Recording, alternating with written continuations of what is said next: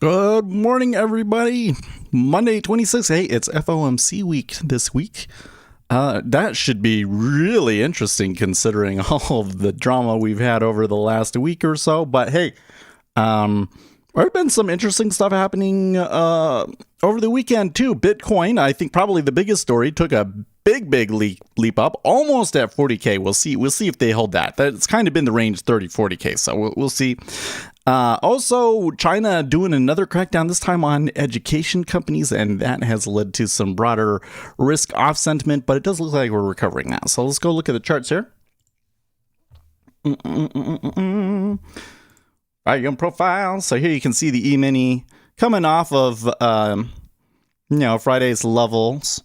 But a good bounce. And I mean, it's still possible to close at all-time highs again. I mean, that's how it closed on Friday. Huge camel squeeze. That was just an insane move, guys. Like really watching that was crazy. How that just took off. But here you can see yields still higher. So, oh my gosh, is it the wrong screen again? I am so sorry. You know what it does is it like changes it on me. I need the new windows. I need the new windows. There we go. Wait, so if I come to here, is that right? That's right. Okay. Sorry. Here's for historical purposes, that's the E-mini right there. Okay. Treasuries. So we're seeing bonds rise again and the yields come down. Now, this is a very interesting move going into the FOMC. I don't think this is FOMC related, though. Just note, though, that we often will see moves on FOMC week on the Monday, Tuesday, Wednesday, before. So if we see something here, we want to take note of it.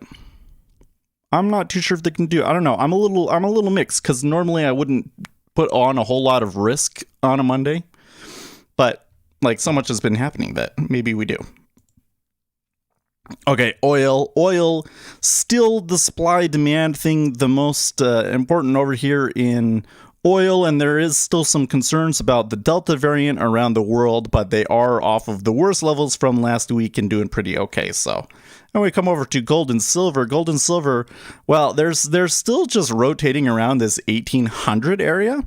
But that is looking a lot better. I'm wondering if they're going to get a good spike today. So I was reading who was it? Was it Credit Suisse? I think was saying that they think it is worth buying gold to hedge against tail risks. Is I think what they were saying, and the yields are coming down. So gold should be going up if the yields are coming down, right? But it's kind of funny when the yields were going up. We were getting this action, right? But now that the yields are coming down, we're not going back up. It's really dumb.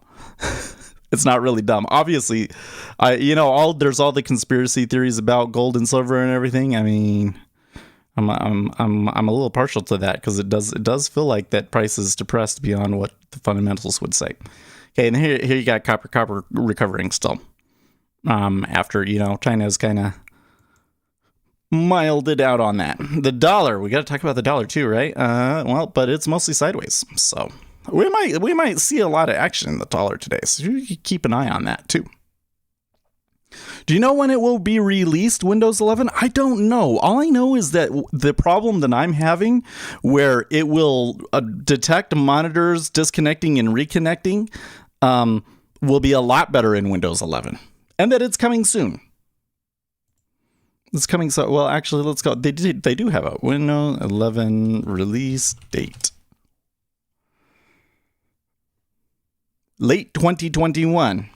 It's expected to be this year, apparently, but not so close that they already have a date, which concerns me a little bit. A little concerning. Okay, so we got a sell there in the treasury. They waited for me to finish with my thing before they said it. They're like, well, let's wait for Seth. Make sure that he sees this big ol' order into 11.5 that didn't clear. 4K into 11.5. Now there's 3K there. It didn't clear. Okay, well, so first of all, we've got to... Oh, wait. Do we have news today? I don't think we do. Nope. No news. No news at 6:30.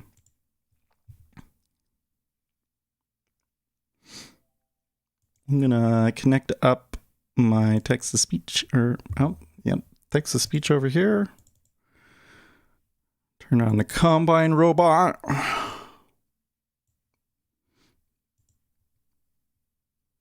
In theory, right? I mean, it seems like something that should be pretty easy for them to address. You must first check your PC TSM. What do you mean by that?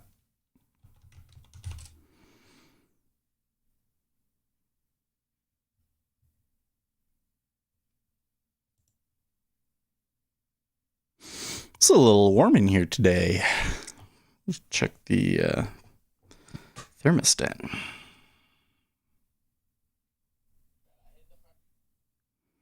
I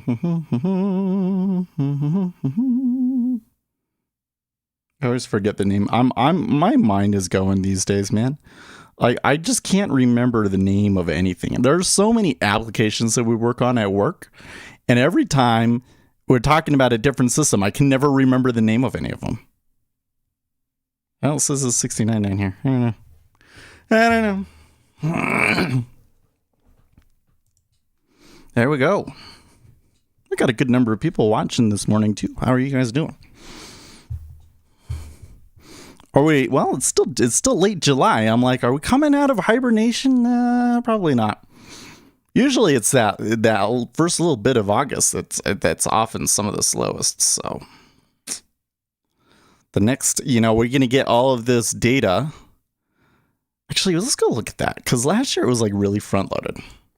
I don't know why they do this, but some months are like they really front load the news, and some months they don't.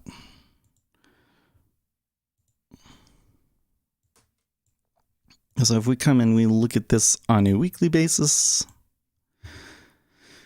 CB consumer confidence tomorrow, FOMC advanced GDP Thursday, and Chicago PMI on Friday.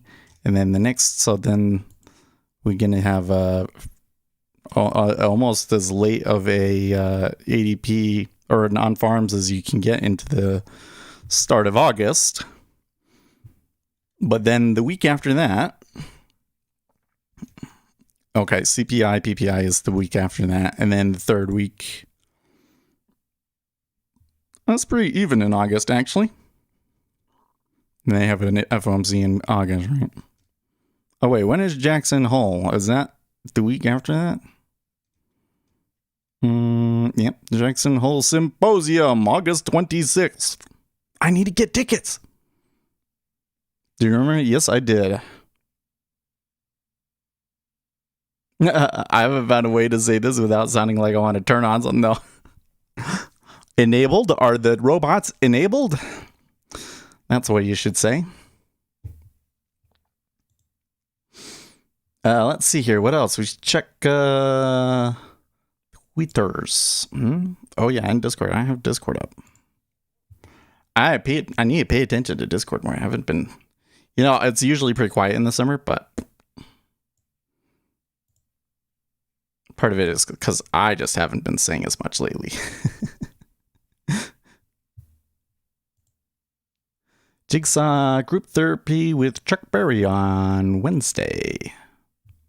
Uh-oh, what's this from Bitfinex?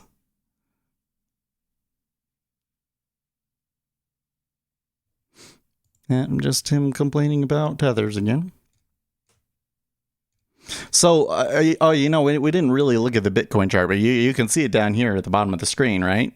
Big jump over the weekend.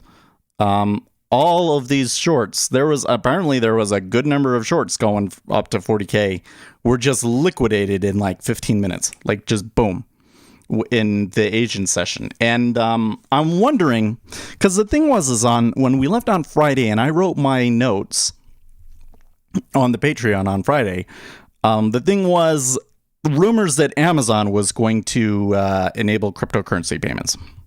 This one is a little like, I don't know, like I think they maybe they want to, but they're going to find very quickly, like everybody else, that you can't really use it, right? But it's still really big news, right? So I expected it to go up, and it hadn't moved that day. But maybe this was just a delayed move. Maybe they just said, well, we're going to wait until the end of the weekend and then do it. I don't know. Ask your doctor about getting progesterone. I don't know. I don't know if it's any of that. I think that I'm just scatterbrained. I don't think that it's me aging. I've always been bad at like remembering people's names and stuff.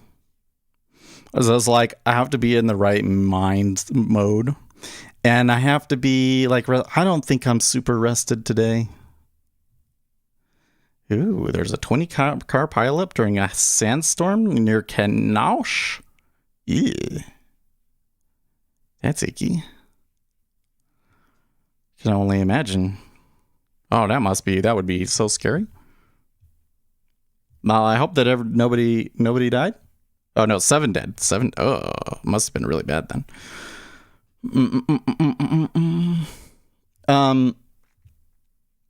What was I gonna say? Oh yeah, so my wife, she worked late on Sunday night, so the baby didn't really want to go to bed at the time that we should normally go to bed.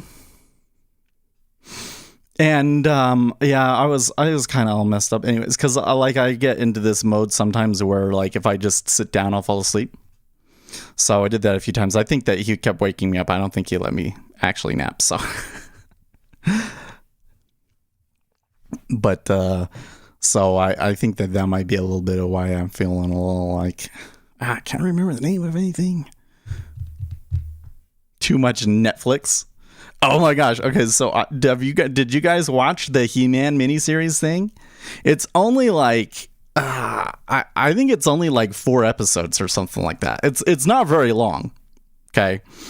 And I don't know. Maybe it's going to be one of those things that like a bunch of people like will really really hate, but I thought it was good.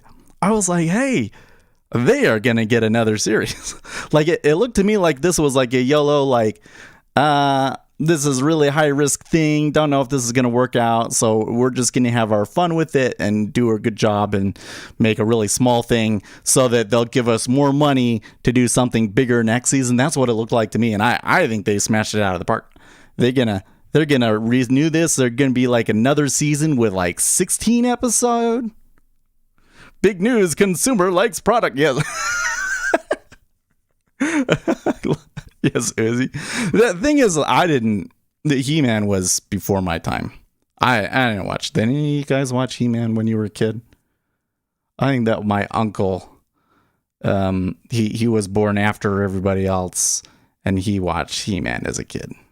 So they had always grandma's house. They had a ton of He-Man toys. I'm waiting for the new Star. Wait, isn't the new Star Trek already out, or is there another new Star Trek? Fernando watched the old series. Human, the series. Dude, there's some weird stuff. There's this one series on Netflix that's like we dress people up in anthropomorphic animal suits and put them on blind dates. Like, what the heck? Okay, not watching that one. No, Star Trek. So there was Star Trek. What is it? Star Trek Discovery. Which didn't go over so well with a lot of the Star Trek fans. Is there a new one after that? Let's see. New Star Trek. I don't know if I'm really feeling like. Oh, there's a new Star Trek movie slated for 2023. Star Trek Strange New World.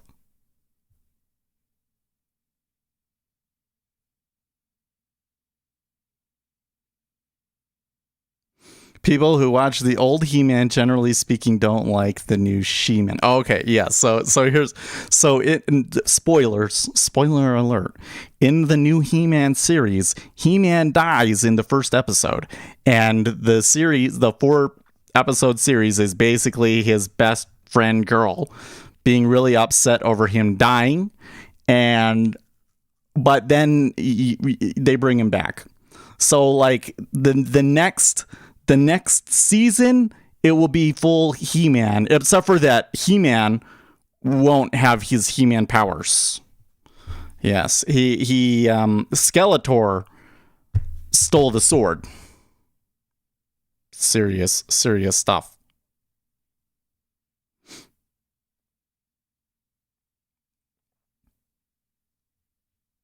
It isn't a spoiler. All resurrected male-centric properties from old involve tearing down male characters and lifting up the female. Yeah, probably. Certainly if it's a Netflix series. Certainly if it's a Netflix series. Yeah. Yeah, this is like released on Friday. It's on Netflix. They released it on Friday. Yeah. So the thing is I didn't know anything about He-Man, so this whole thing where there's like technology stuff and magic stuff, it's a weird, He-Man is a weird show.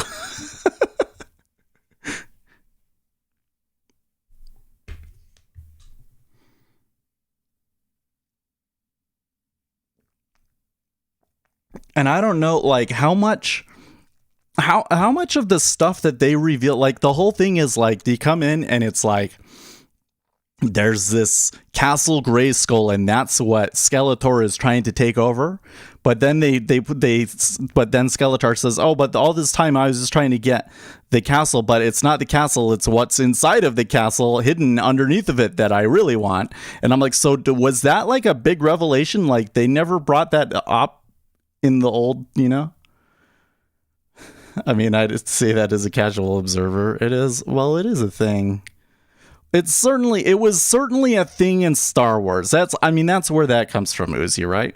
I felt that for that He-Man, and I never watched the original show, but I thought that it was actually a clever move to kill He-Man off at the beginning and then bring him back. I don't know about bringing him back, but I don't know, when you kill like the main protagonist like that, you know you've got to do something. But and they kill off two main characters all along the way too.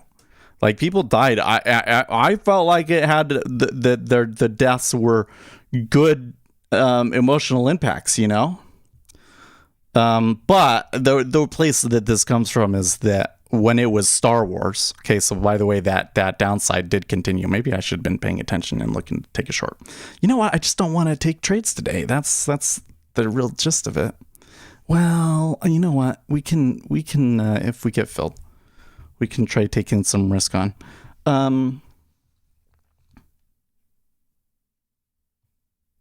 It gets buzz online, but it results in smaller numbers. Well, I don't even think it's that. I think that this really comes back to Star Wars. So I don't know. There's always rumors going around on Star Wars. So like it's hard to say what like really happened. I don't really actually know what happened, but the story that I'm going off of is that they put this Kathleen Kennedy in charge at Lucasfilm, and they did not realize how political she was going to be with it.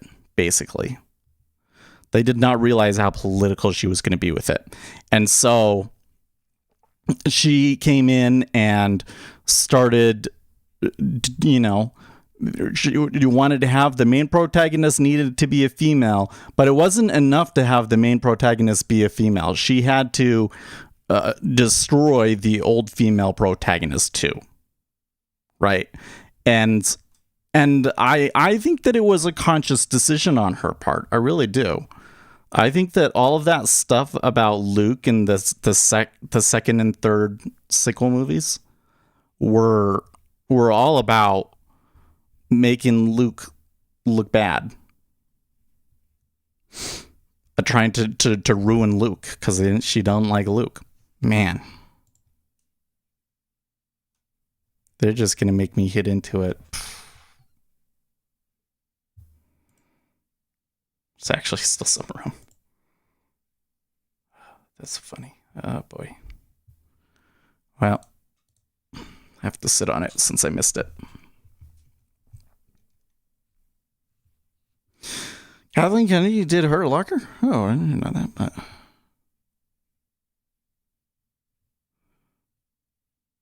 anyways, This is why Star Wars fans were so upset about this second Star Wars movie, because they made Luke into a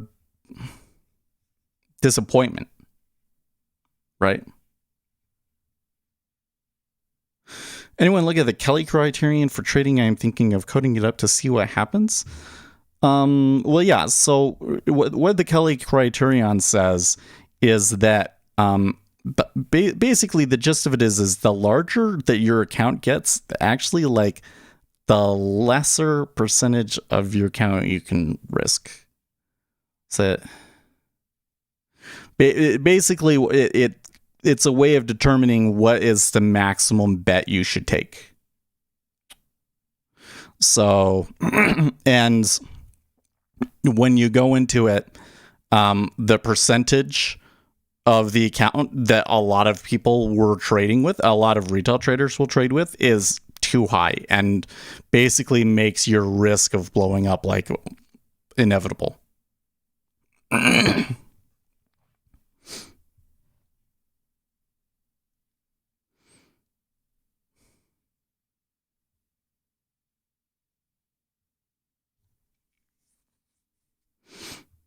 But, you're just going to have to do all this stuff, graph it out. Like, that's one of the things. It's like, get the formulas and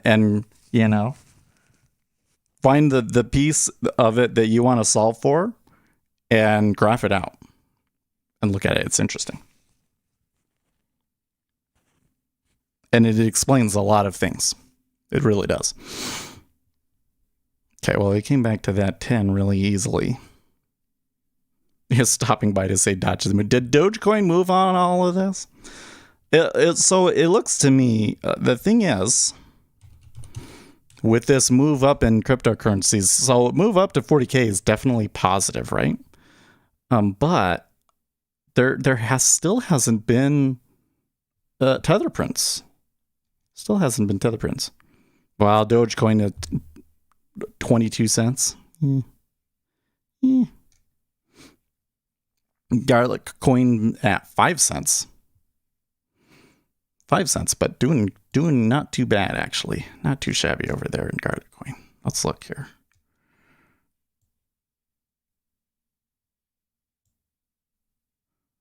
Oops, wrong side of it.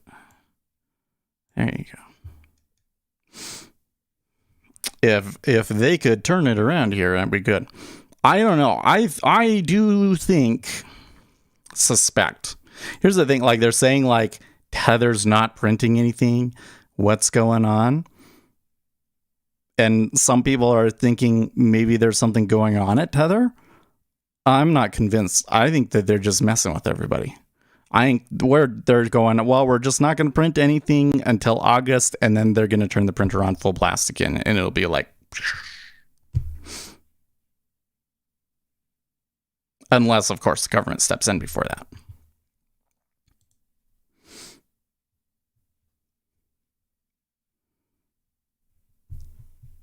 Anyways, to Star Wars.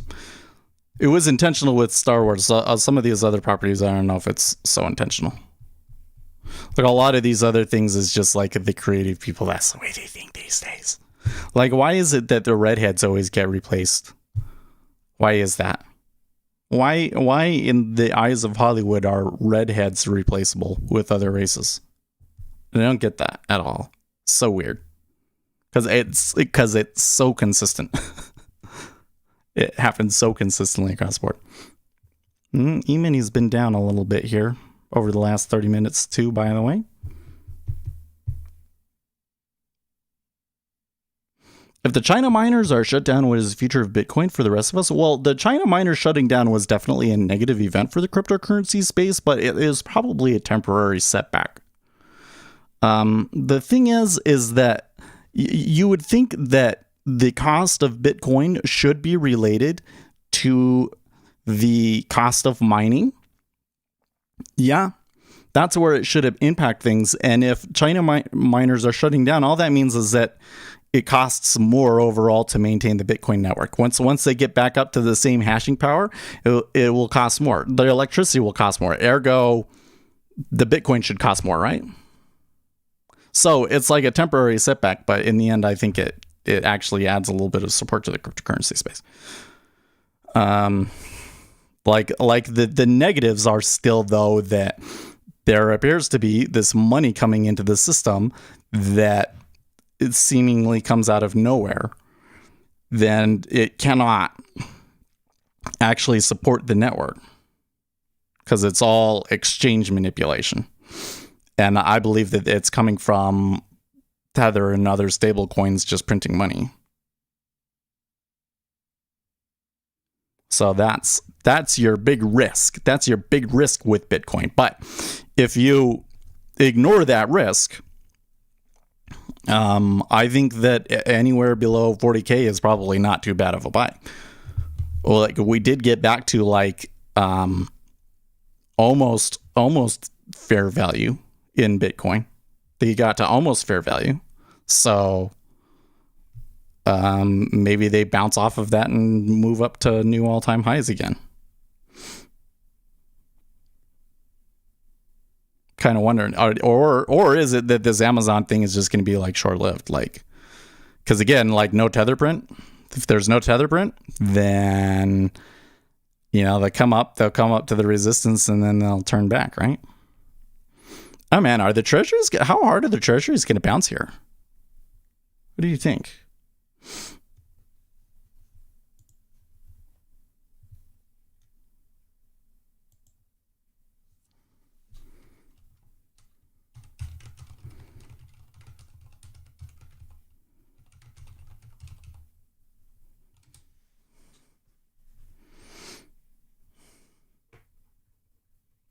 I keep seeing shows where the crypto is demonized as illegal enablement. I think there's some new regulation. Probably.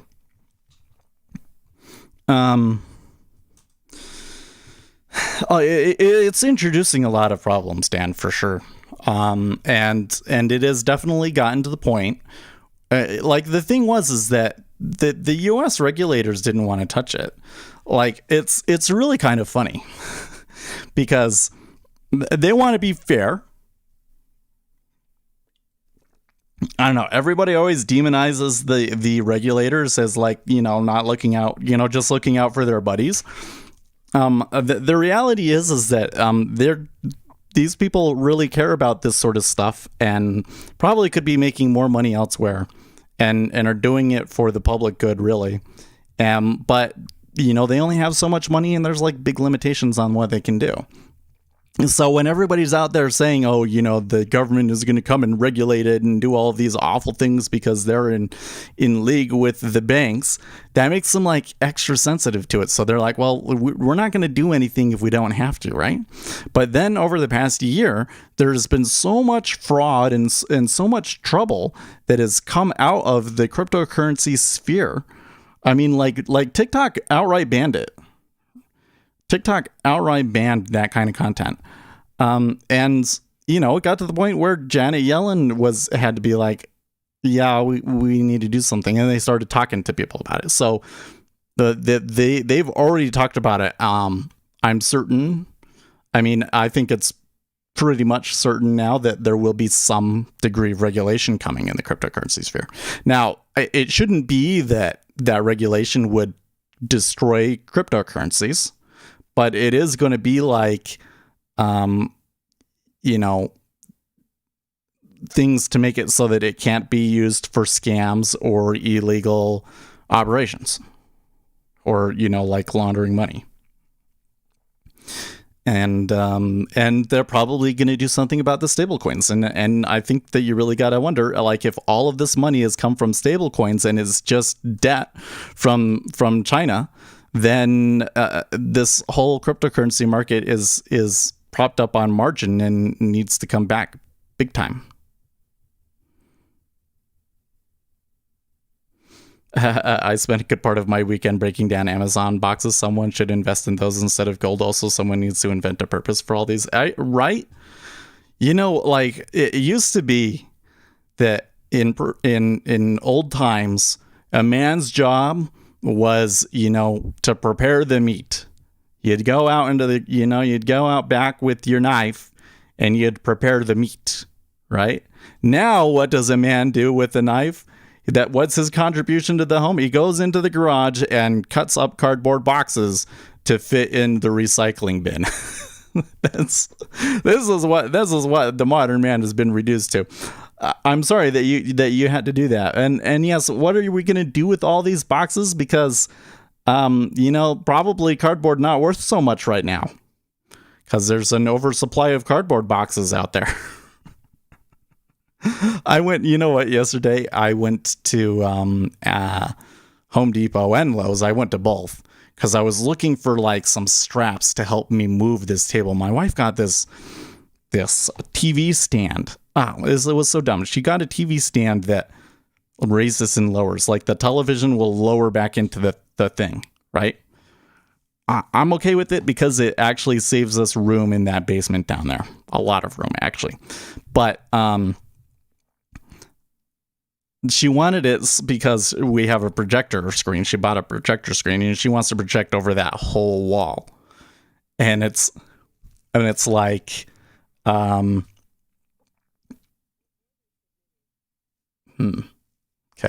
Anyways, she wanted to project over that whole screen. So she's like, I can just bring our regular TV down and then project on that screen.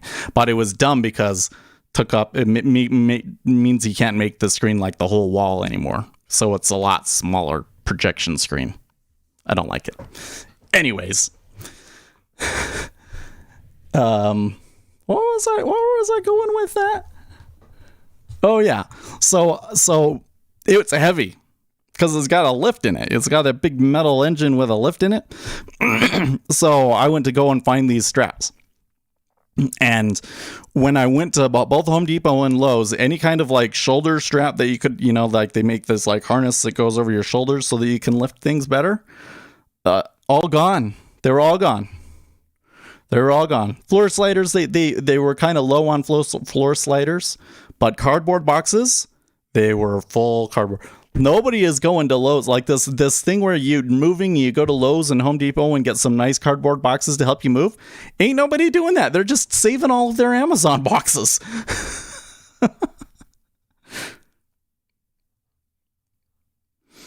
We own a moving company, a transportation company, and there are companies that sell boxes for moving. They must be out of business now. Boxes were expensive too. A wardrobe box can sell. Yeah, I bet.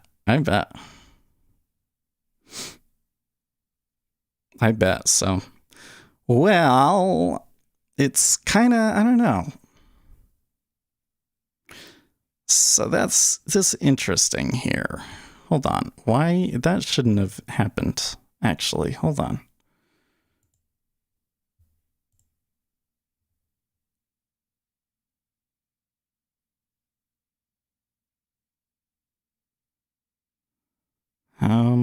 Okay.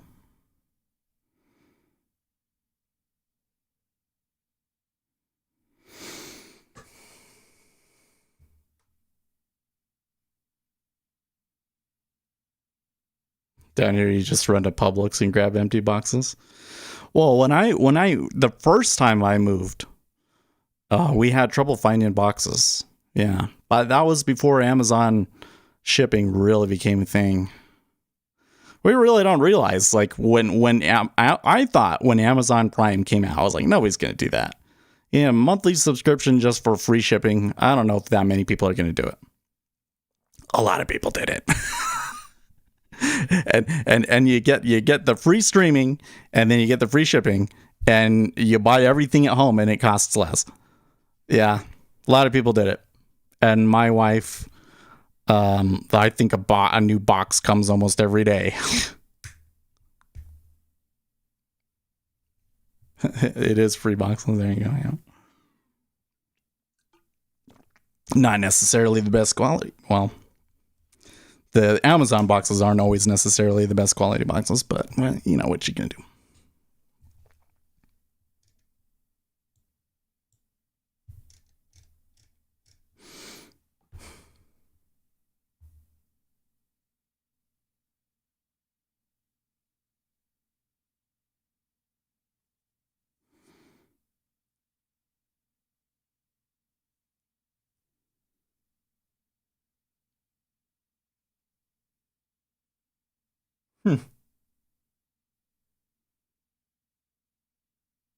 So I'm kind of watching this. My robot did take a trade, and I'm trying to figure out because the E-mini's been flat through here, and I'm looking at the flow and everything through that time, and I'm not sure it makes sense for it to have taken a trade in that location. Doesn't look quite right to me. And I think that there must be some more fundamental logic in the algorithm that we need to take care of still. But I could be wrong. He's been taking them at around this time and been getting them right a lot. So I don't know. I think it's a coin flip.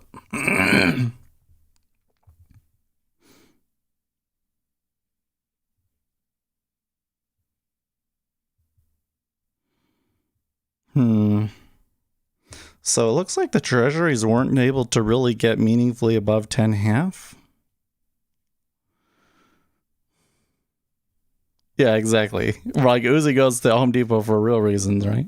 Well, I used to go to Home Depot a lot for that kind of stuff, but not so much lately. Next year probably we'll do a bunch of more stuff on the yard.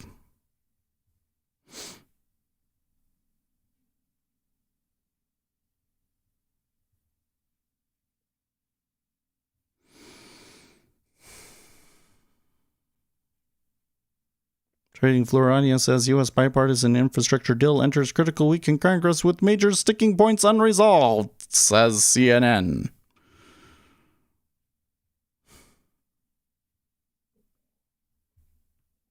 And Taleb is on a rant this morning. We're going to read that later. He's already on tweet 4. Oh, it's something about Lebanon.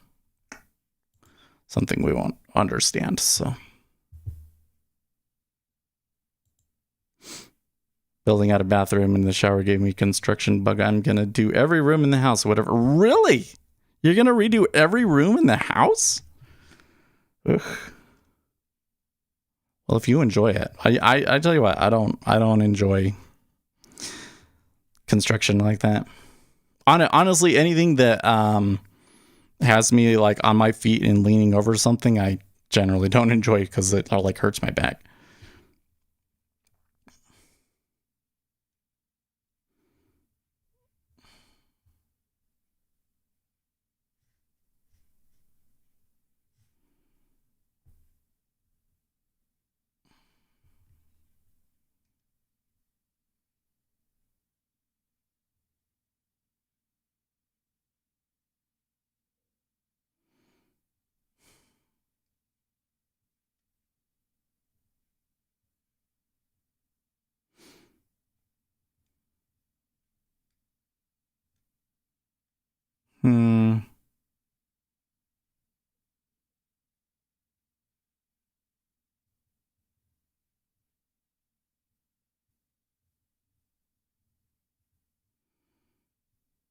When you don't consume, have no funds, work from home, and tend to overcompensate because your wife's business idea pays most of the bills you build. There you go.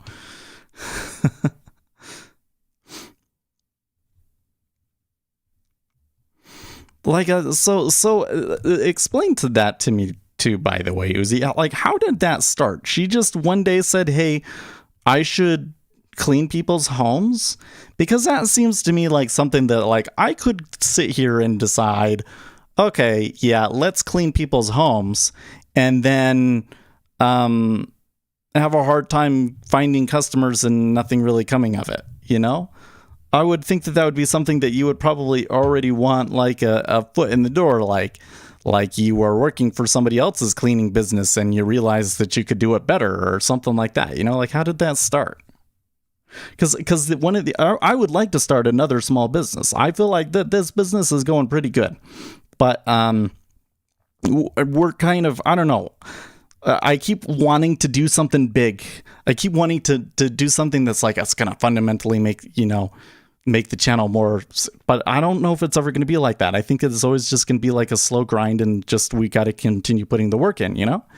But I want to put in like some creative energy into something, like something new. And that's like, so where do I branch out? I want to, it's a small business that like people in the local community will take advantage of. What could it be? Like a snow cone stand? I don't know. Let's see here. My wife's mom used to run a cleaning company under the table to avoid taxes. She eventually went bust because she's degenerate. Then one day she talked my wife into quitting her job to start a cleaning company so she could wipe my, oh, okay. And steal her identity. That's right. Oh, okay.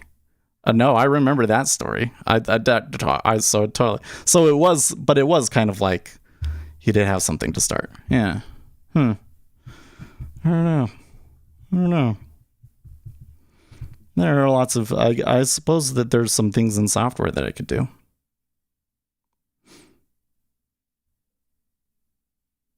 Right. And then she went solo. That's crazy. But a good thing in the long run, I guess, right?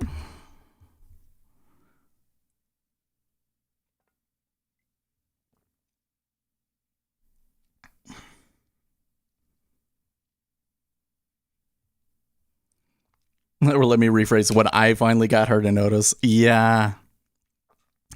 This is something that's been on my mind a lot, Uzi.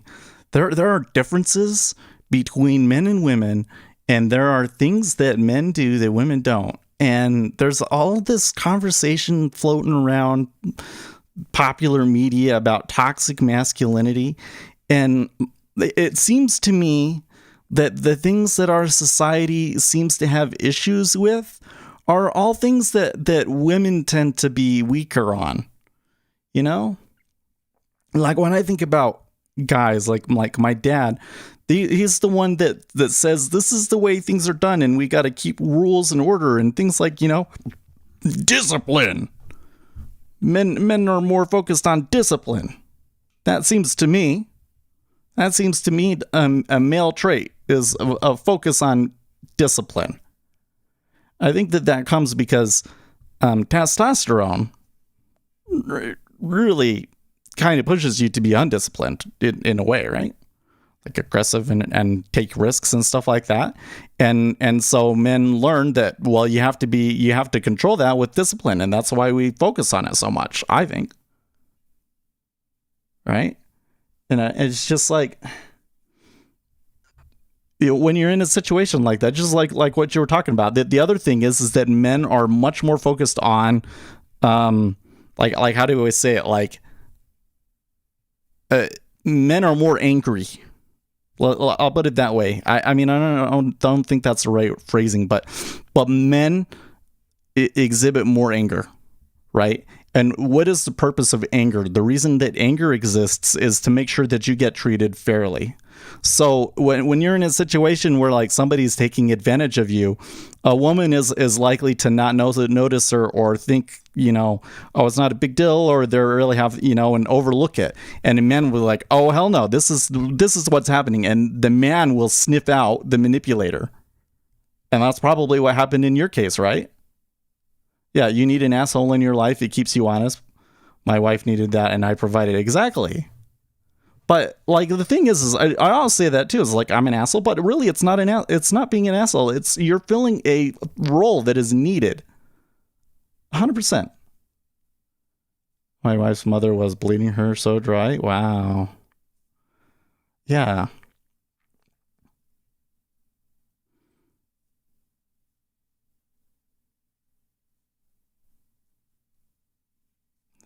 When talking about different temperaments there.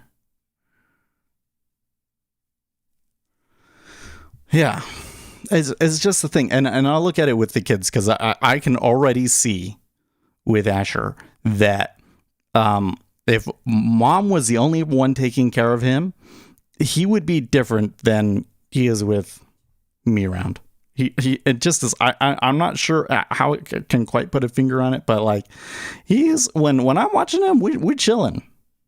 Like he will just crawl on me and fall asleep. He's very loving with me, but I'm teaching him.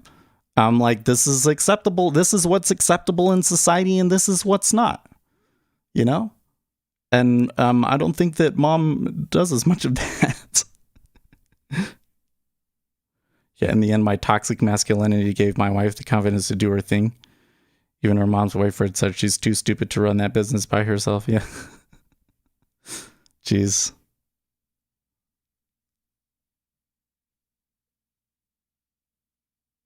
Ugh. Yeah, it's crazy when you get into like businesses like that. How you can manipulate things around to take money out of them for sure. How long have we been in this now?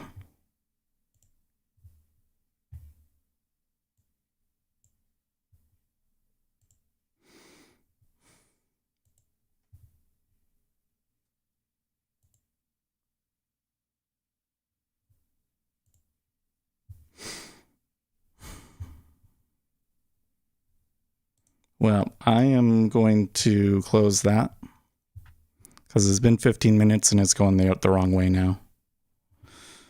Now that will disable the strategy, but I am no, it's enabled. I'm going to put it back on. Okay, there we go. I'm gonna keep it on. Maybe it takes another one.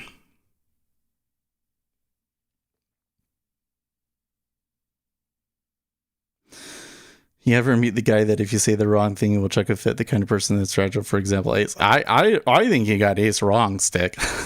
So let me try and make my case here. I throw so much abuse at Ace sometimes, and he takes it like a champ. That is a guy that is not easy to upset at all.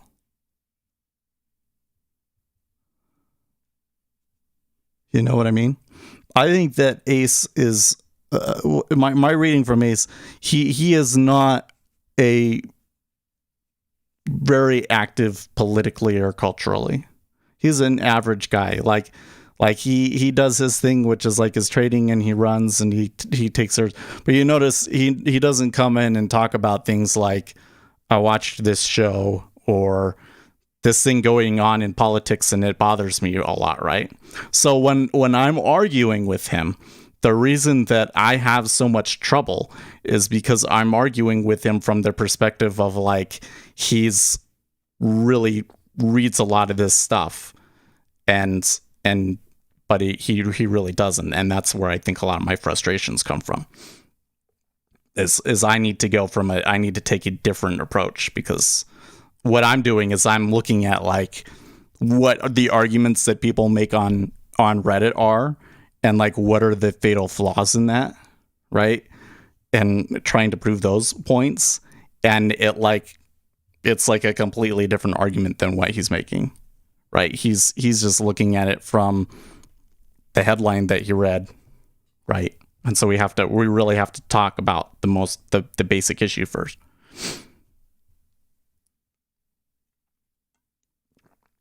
Which is not a knock on him. It's a good thing, really.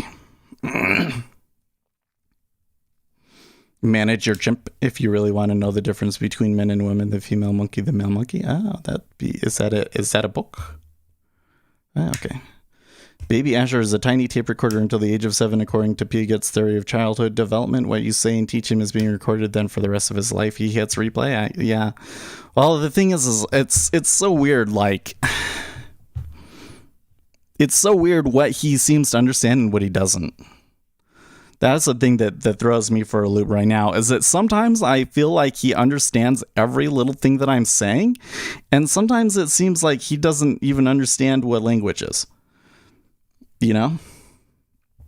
And I don't know if that's just like he's choosing when to ignore me, and he knows that we don't know if he can speak or not, and so he plays it up. I kind of suspect that a lot. But if he like is in trouble for something, he knows. Like when I'm the one watching him, he does not get into the dog water. He knows that that's not allowed. You know?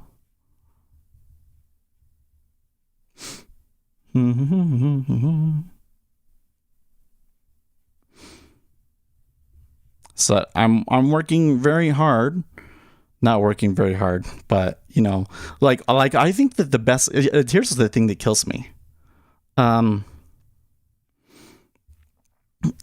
this whole pandemic, like I'm realizing that being in a community and like taking your baby into the public square and your baby interacting with other babies while you're watching them is a really critical part of development. Because or just with strangers, because it's like, how do you interact with strangers? Okay, if you come across a stranger and they have a bike, you can't just take their bike. You don't even touch it because it's their thing. And these are like important interactions that when, if you're going to play together, you kind of got to understand, you don't just take things out of their hands, right? When do you teach them that if they're never around other kids, right? So I've been going to church and that their nursery, there's other kids. And so now he's kind of learning those things. And he learned very, very quickly too, by the way, how to play with other kids. And like you find something interesting and give the kid the interesting thing, and they might put the other, like he's doing that sort of stuff, right? But because of like the pandemic and everything, like you're not getting a lot of those interactions. It's funny, last year my neighbor, he's a Democrat, and we talk about politics a lot, was so terrified he washed his clothes every time he came home from going out. He called me crazy for not being somewhat, well, really. I am a little weirded out by, so the thing that weirds me out right now about the pandemic is Australia, man. Like they get like 3 cases over there in Australia, and everybody's like panicking. Oh, we need to shut everything down. Like it really is the case that a lot of people have just been scared by the media and don't realize that like this is all being done to save the lives of old people, really. Like you or I catch it, it doesn't hurt us. Little differences in personality like that are interesting. I just went out today. I'll tell you what's happening in Australia. I heard that there was like huge protests. So when I'm on TikTok, I see videos about protests, and oh my gosh, I think that if like everybody in Salt Lake went downtown, it wouldn't be that big. And then they come in and they say, oh, it was only like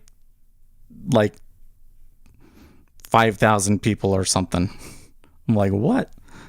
And then like the media didn't report on it at all. It's crazy to me. But I really think that Australians' policies around the pandemic has been crazy. No one cares about the area restrictions, but everyone wears a mask. Well, yeah, I would expect them to wear a mask. But like going into complete lockdown again, I think is insane. Over a few cases. The COVID zero strategy is really what I'm calling it now. I think any government pursuing COVID zero is crazy. Science, it's not justified by the science. It's already been shown to be poor policy, and I just can't understand how any government could still be pursuing that. Everyone's just casual, not afraid at all. I don't know, man. Because like everybody's, the whisper is, like everybody in the U.S. is saying like, I bet you by this fall that the U.S. will be under full lockdown too. I don't think that they will. Like, I think that in the U.S. they were only able to sell it the way that we'd work because on the idea that we were past it. Like, we flattened the curve. They tried to flatten the curve more than they needed to, and we got past it. And we can't just like shut down every time that there's a new variant, especially if it's not leading to deaths, We'll see, though. People think it's going to happen. I gotta figure out what the deal here is with my strategy. When I come over here, like it took a trade, it lost money on that trade. Okay. It's not showing up here. It shows on the account screen, but it doesn't show up here. Bothers me. Am I doing the wrong one? Well, I'm on a pretty awful losing streak over there, but it's okay.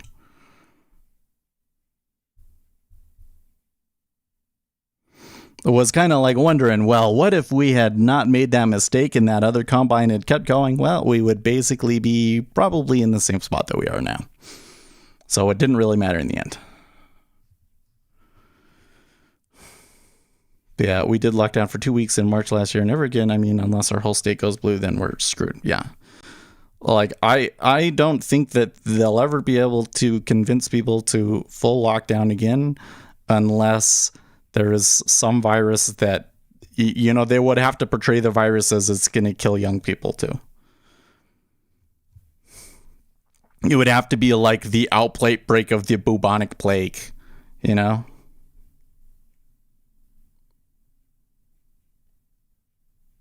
I tried doing some research on the plague and like the politics around that, but it's a little bit too esoteric of a topic for me, apparently. Excuse me. There's Ace. We were talking about you, Ace.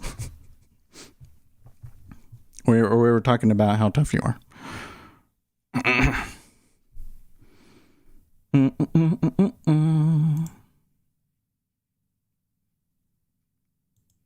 Actually, going back to the Ace thing, like, because what we were talking about is we were talking about masculine traits, and I'm just saying, like, he definitely has the masculine traits in that, like, he is not a very agreeable person, and like myself, obviously not nearly to the extreme that I am, but he doesn't just take things sitting down, right?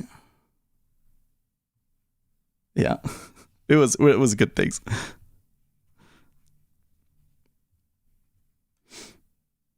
So we were talking about masculine and feminine traits, and Uzi was just relating to us a story about how his wife's mother was trying to take advantage of their business, and because he was around, he saw what was going on and put a stop to it. You say should be long. My robot tried taking a short, and I got out of it. I'm so glad that I managed that because it was the wrong trade.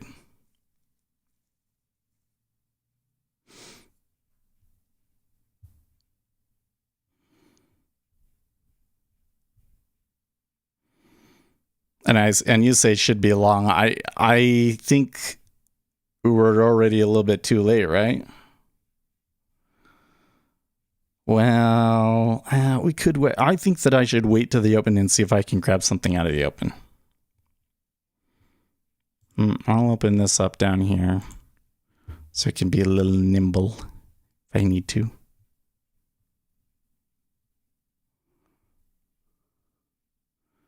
A YouTube video called A Tribute to Denali the Dog. It makes me cry 100% of the time. Seth could play it on the stream right now and I'd be blinded by tears in 2 minutes. Stick says, let me tell you something, Seth. They're going to take away our freedom in the name of saving lives, which is such a manipulative idea to push onto people. What about saving lives lost via pollution or lives lost from lack of exercise? Oh, yeah. They're already trying to do that, right? Like, did you see these? Where was it? Was it in New York, I think, where they tried to declare a state of emergency over pollution? Like, I think that I don't think that you understand what an emergency is. Because an emergency kind of implies a uncommon situation that doesn't last for very long.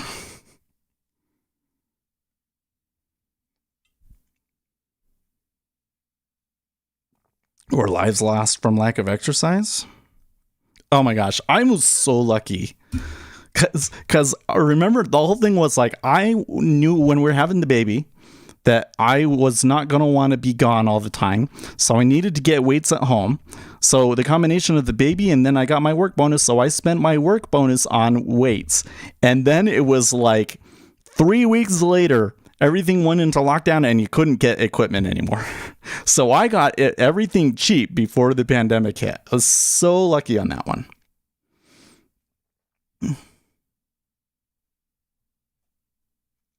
But you're right. If we start putting all of these disclaimers on rights, then what will happen is the people that want to take away your rights will invent situations to continually take them away from you.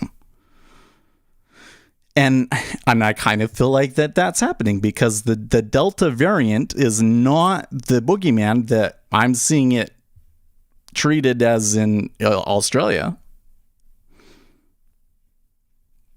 And it's crazy to me that the Aussies, even conservative Aussies, just take it like totally buy into it. It's like, what? Well, apparently not all of them, because there was like a lot of protests. And there's a lot of protests in Europe. Okay. Stickball, all chemical compounds with some potential harm and no evidence for its safety should be banned from consumer products. Did you see this study? Oh my gosh, what was it? It was they tested cosmetics, and they found that like 70% of these cosmetics contained a chemical that was a known carcinogen. Known carcinogen. You know what happened? Something happened here, because that's not right.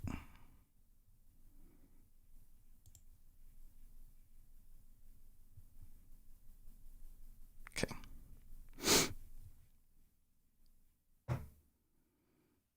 Look up Endocrinologist Society. Yeah, I'm hoping maybe it dies out, but the public consciousness about the chemicals that we are being exposed to, it is certainly, we're starting to have an awakening in that respect. I think it's something that I've been concerned about for a long time, because we were having fertility problems and I was blaming my fertility problems on that.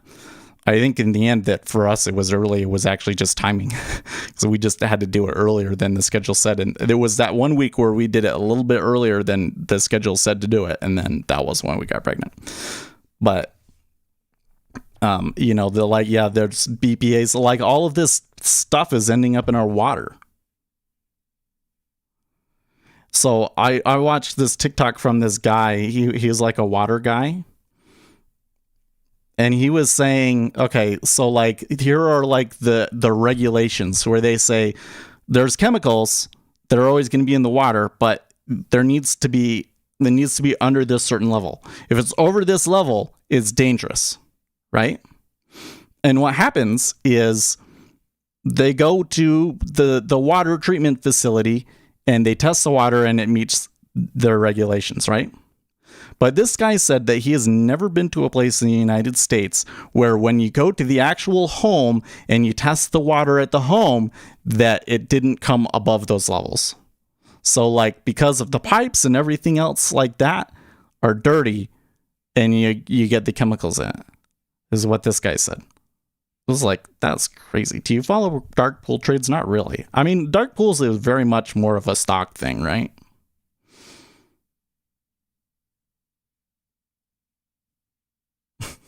Putting chemicals in the water is turning the frogs gay. There's chemicals that are messing up our endocrine systems. There's no question about it in my opinion. It's just a question of to what extent now. And I think that the science is starting to scratch at that question. And what we got from this last study was there's a lot. Here's a chemical that we know is a carcinogen, and there was high levels of it in every cosmetic product. And that was just like one chemical. And there's like all of these other chemicals that are in things that, and even in your food, that haven't really been adequately tested. So there's so many advances in plastic science, and they don't test these new plastics. So we don't really know what their impacts could be. Yeah. I'm sure that later on we will find many things. I mean, it's not one of those cases where they're like, oh, they're hiding the science. I don't think that it's, I mean, I think that there's very much an incentive to not do the research, but it's becoming such a problem. They are doing the research, and I think that they'll find things. Some things that are obvious are not true. some things that are true are not obvious.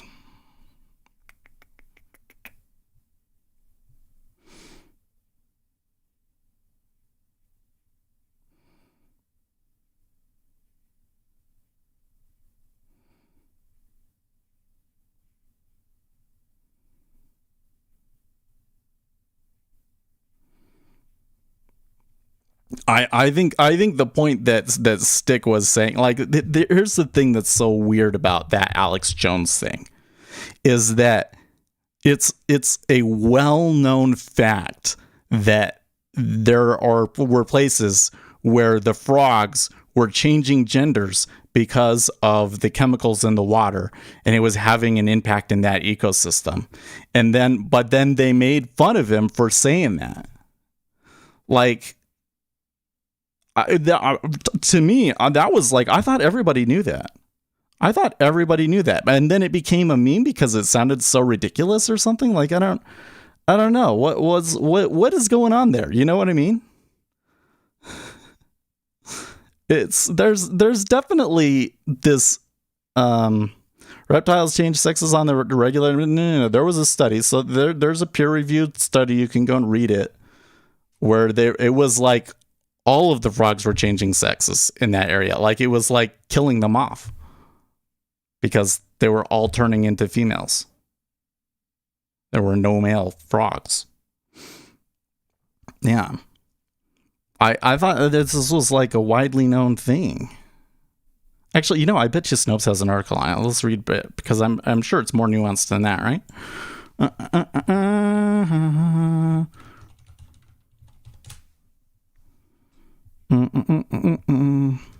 How come?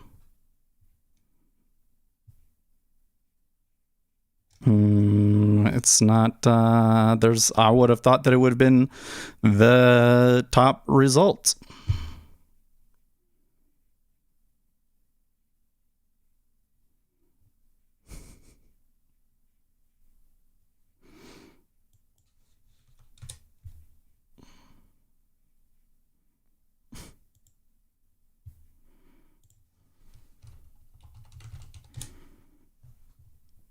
They don't have an article on that. That is a little suspicious, don't you think? I don't know.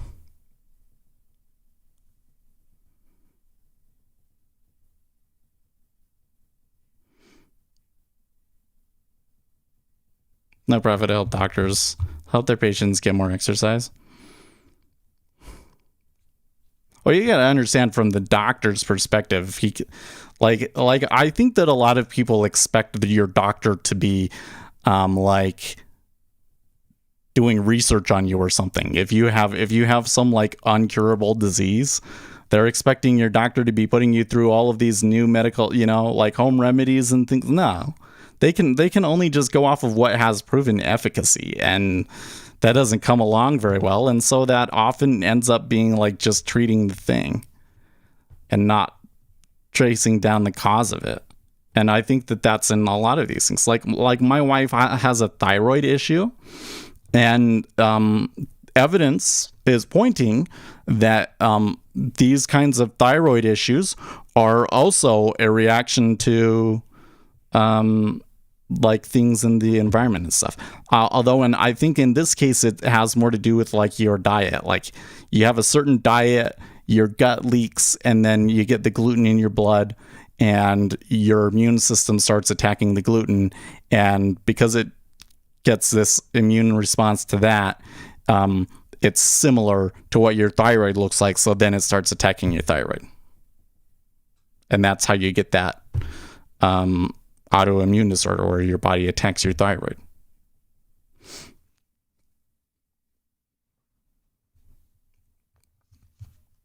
Do you think that with the advent of the internet, women are more hypergamous and misinformed than ever? Only the top 1% with the best traits and characteristics. I'm not so sure about that. I don't know, dude. It's one of those things that I can't really speak from personal experience, because YouTube. I just read Kyle's thing, and he says I'm not showing. No, that's whatever. That's okay. We'll go search for a second. I live in Utah, so like everybody in Utah, they want to get married and have kids. So I don't know.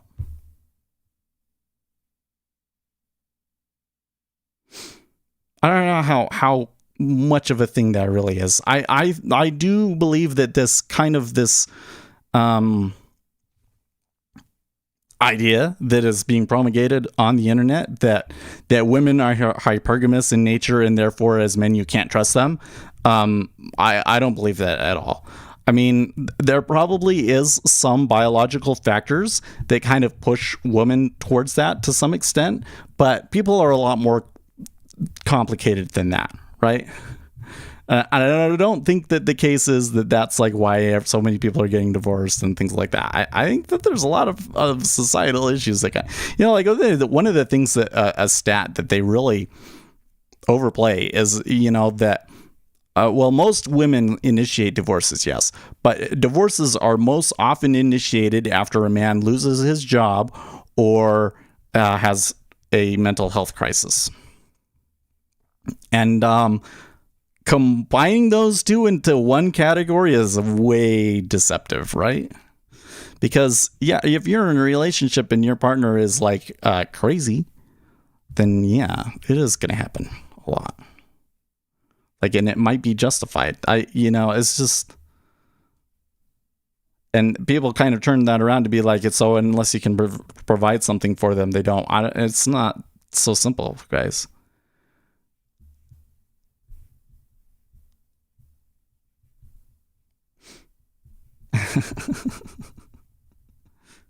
But I've never really seen I mean, you're kind of getting into questions that are really hard to like empirically prove, right? So we're getting a buy here. I'm a little, the treasuries are just going now. I never really got into my trade right, and now I'm regretting it because I could have just sat through all of that and been happy with it going through 05. Woo. And the 10 and the 30 going in particular. So we're getting a bear steepener.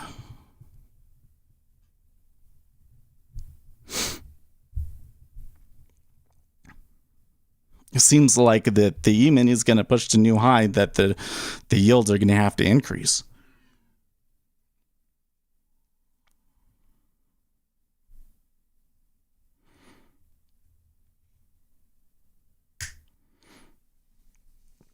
Guidance looks, I wish that if my robot had just taken long, it would have gotten, but he was taking the worst trade. Like, really? It was trying to sell it at the bottom. That's why I was like a little weary about it. Because I much preferred the long.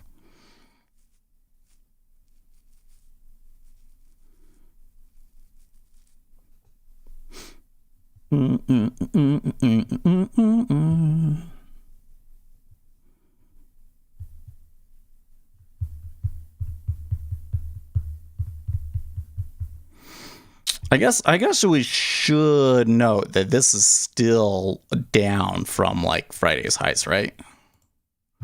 Let's see here. What was Friday? The high was 08.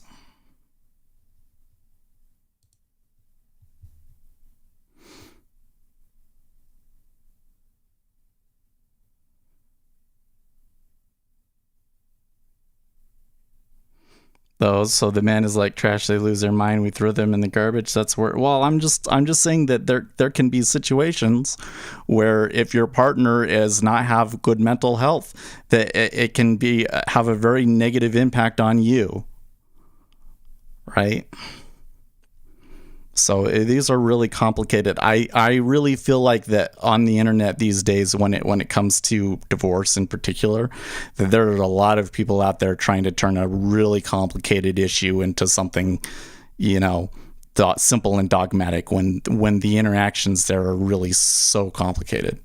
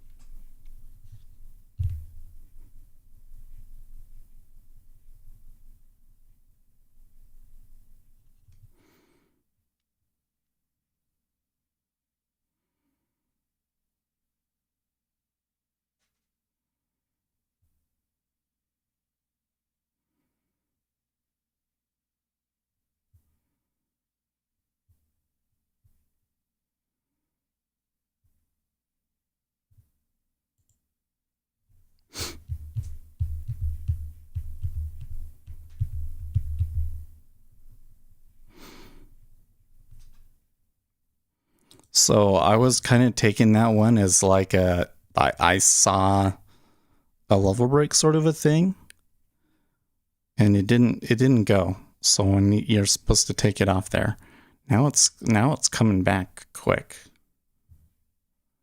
It's coming back very quickly, in fact. Now you have to leave soon? Yeah, I'm surprised that you got so much out of that.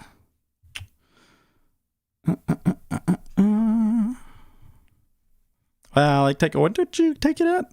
95? Yeah. I guess what I should say is like they moved a little bit in that last 15 minutes before than I thought they did, and then the open was so far has been very one directional.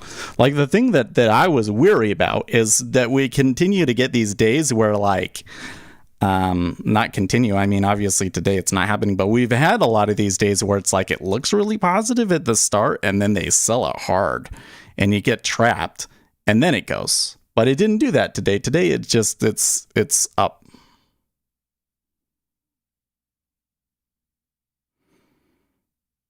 A little bit of a liquidity problem here at 06 though.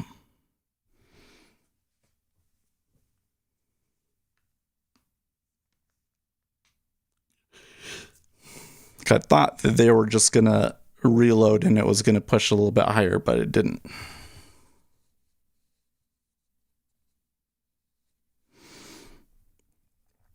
Goldman expects U.S. economic growth to slow sharply next year, says Bloomberg. Second half of 2022 now looking much weaker than consensus. New virus variants, lingering remote work harm services sector.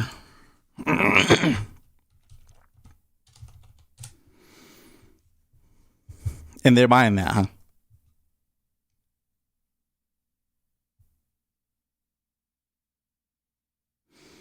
Oh, whoa, wait. Something's going on in Bitcoin?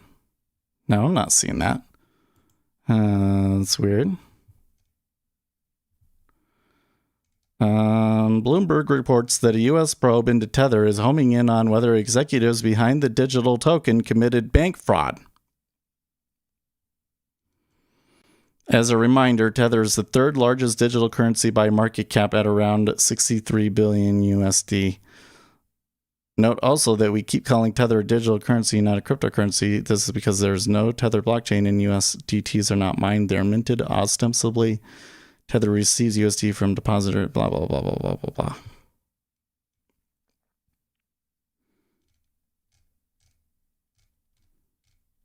Was that?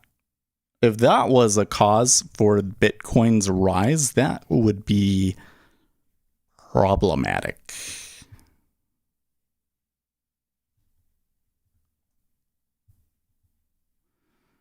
Surprisingly, didn't really see anything about that on Twitter when it came out. Bitcoin, well, it moved up over the weekend fast, yes, but I'm not in the futures. I'm not seeing this drop.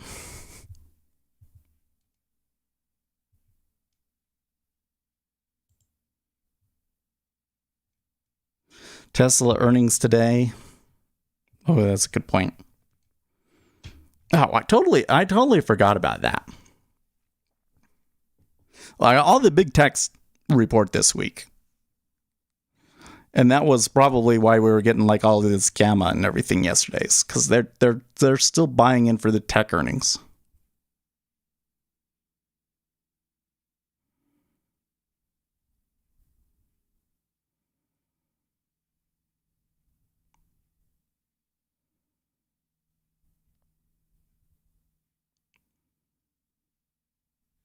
Dollar's looking super weak right now, too, by the way.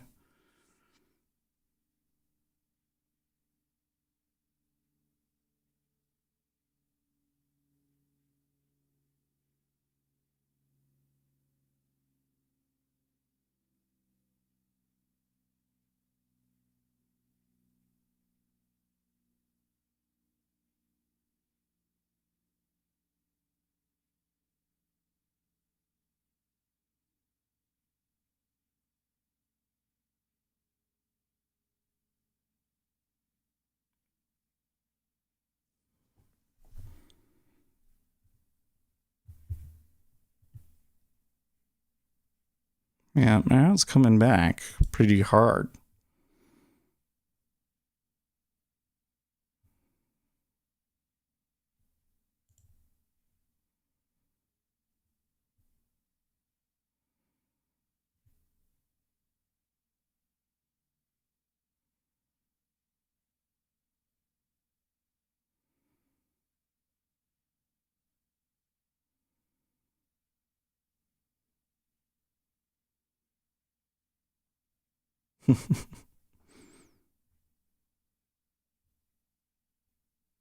Natural gas advances on heat wave.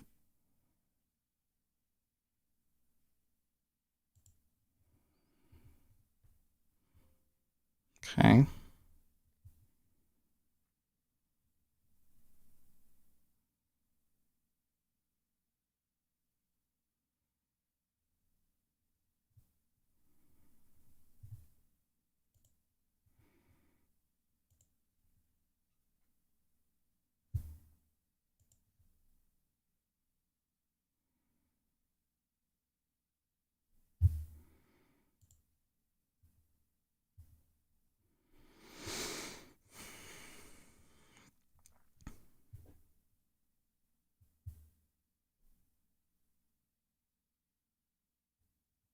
Hmm.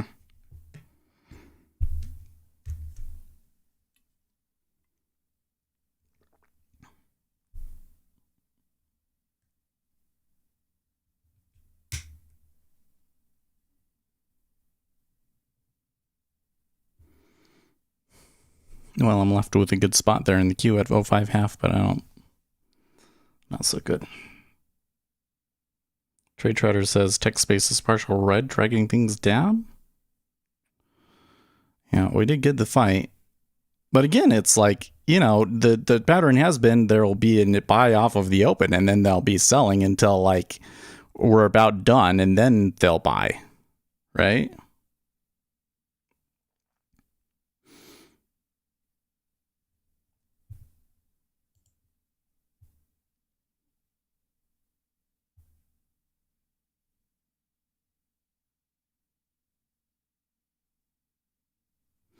Crude is down, but natural gas is apparently because of the electricity usage from ACs trying to keep the vaccines cool. Oh, really? Well, because a lot of power is driven by natural gas, yeah.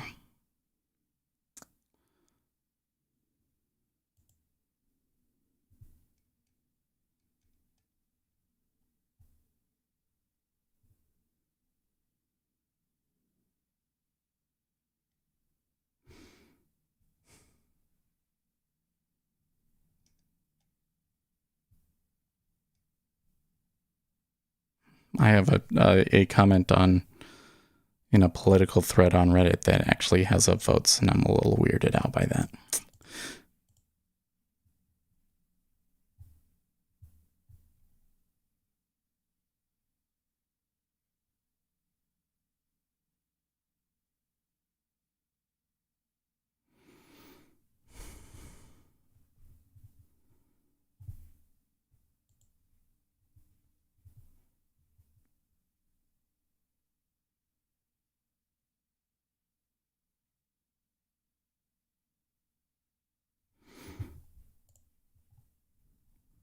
I'm not taking this too seriously today, am I?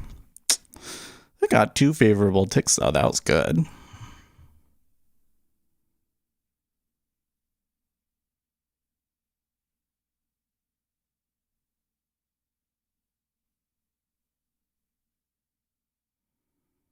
Some good absorption there to 5.5, so there you do want it.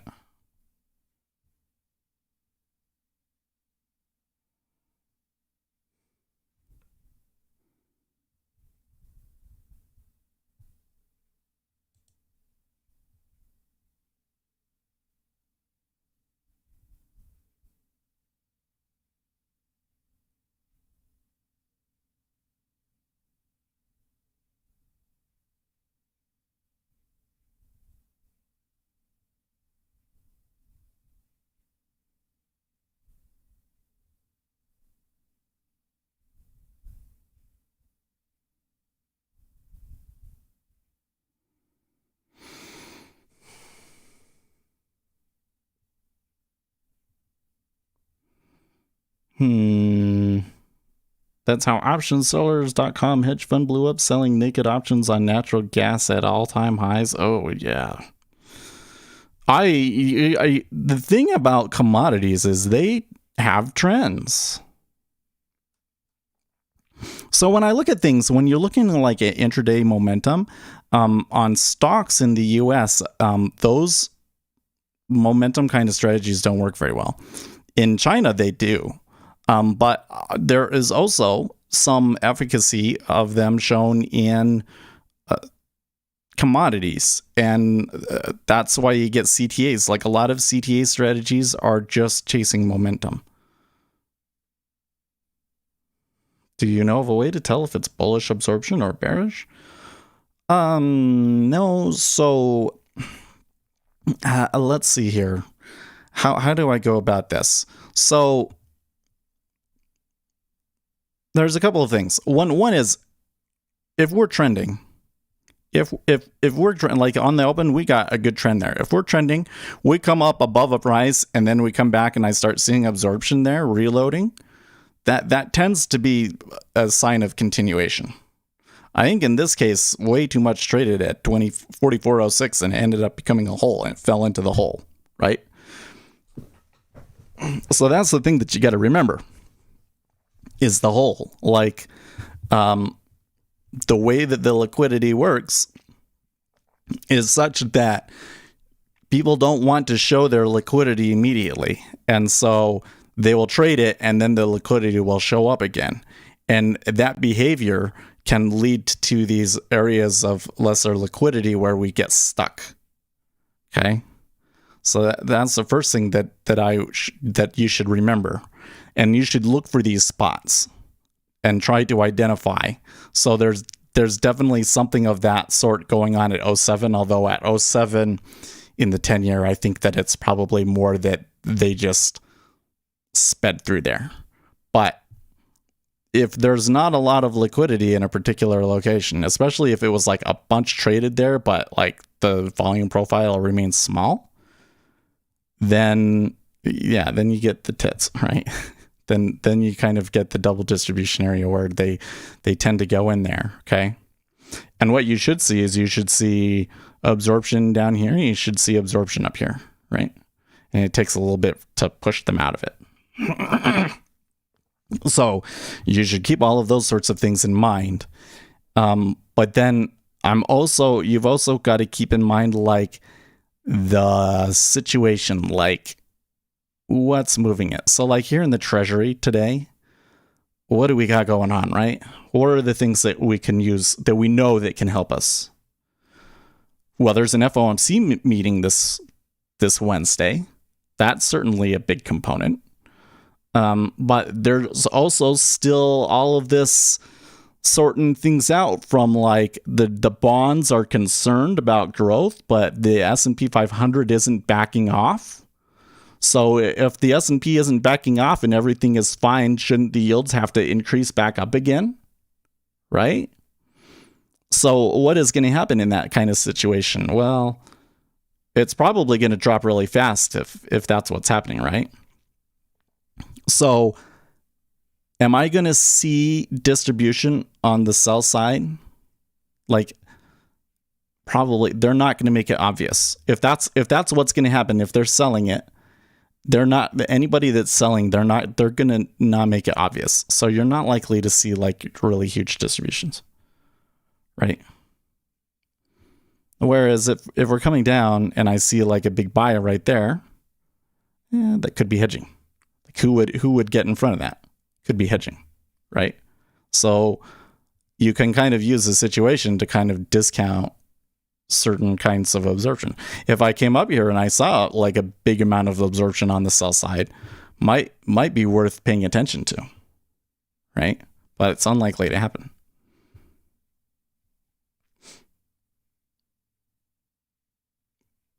And that's kind of how I tell. So you remember that I don't really use technicals as my key determining factor behind a trade.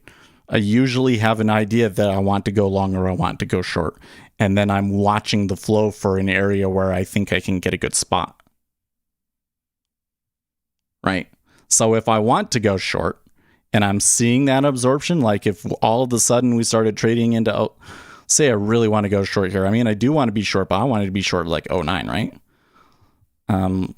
But let's just say that I'm still really aggressively short right now. And I saw like 5K trade into 06. That might be a good spot for me to get short because I know I'm going to get filled at least, right?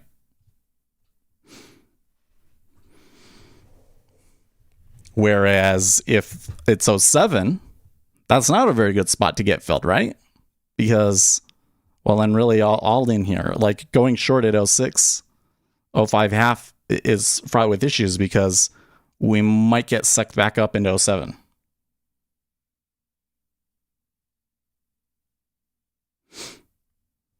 Kyle's out. I thought you were, are you late for school?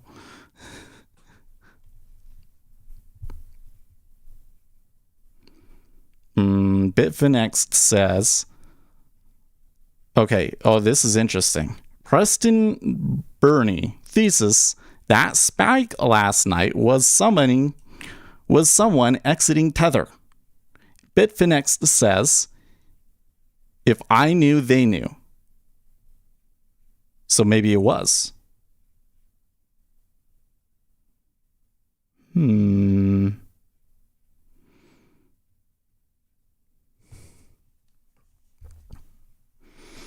But here again, if they're exiting Tether, you'll get like a probably people exiting Tether at first. But then things will crash. Because if you know that you're not going to get the Tether support anymore.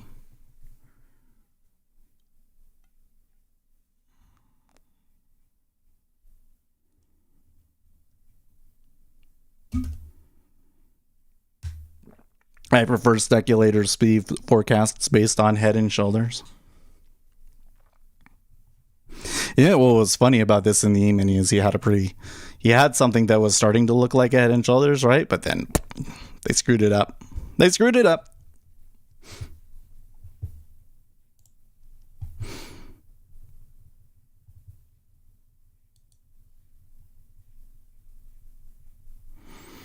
And things still look tilted to the upside. I'd say a pretty impressive hold by the E-mini here, but it's gotten really slow.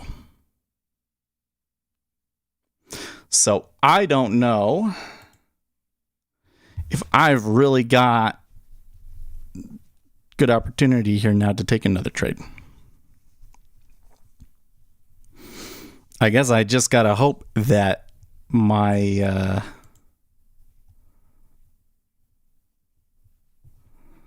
my robot maybe takes one. Now he's doing something weird. Let's clear that. I don't want to see. I think that there might be a bug in this because I don't know if that trade though the beginning of the day was correct. I was looking at it, I was like, but that shouldn't be, no, that's not right. Oh, you know what though? Maybe because he's looking at Min and Min is the dark one. Could be. Is that what's going on here? Let's see here.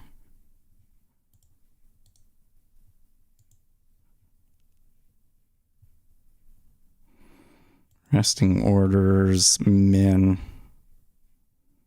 No, it is the white one. I don't know.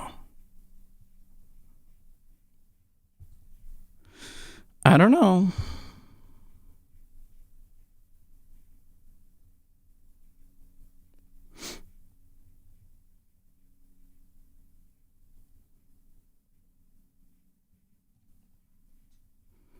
Highest paid 2021 Olympian reveal. I thought that they all had to be non-professional.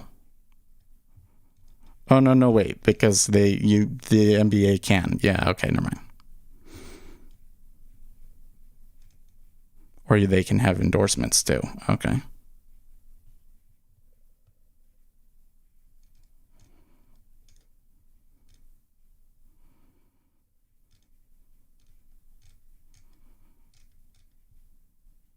It's all basketball, guys. Anyways.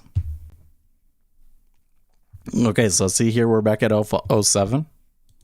So that to me is like a confirmation. Okay, yeah, there is a lack of liquidity at 07. They're not stacking very much there. Nobody wants to put liquidity up there because they know that it's the hole.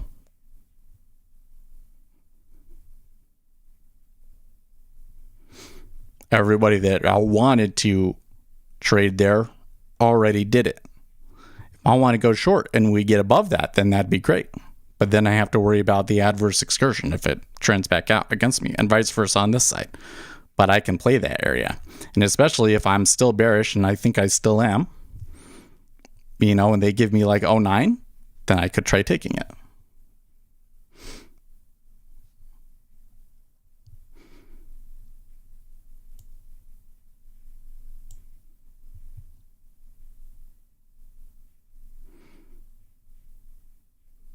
It's actually Head and Shoulders. Steve would have bought that. He just doesn't beat pork. I haven't tried making a video for him for a while because they just didn't really work.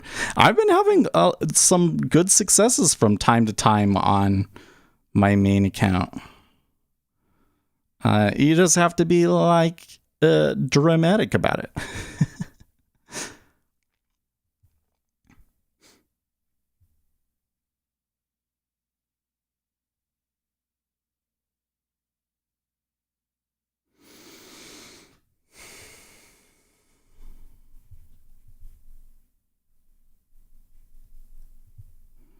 Fine, I'm still thinking about that bit for next.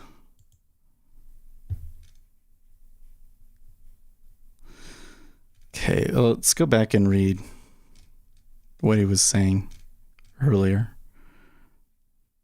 Tether executives said to face criminal probe into bank fraud.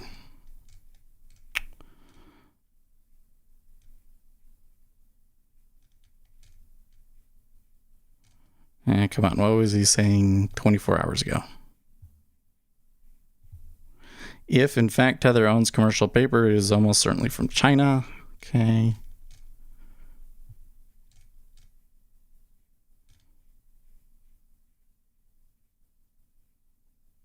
Oh boy, the continuing worries about debt burden Evergrande are sending tremors through China's regional high-yield debt markets.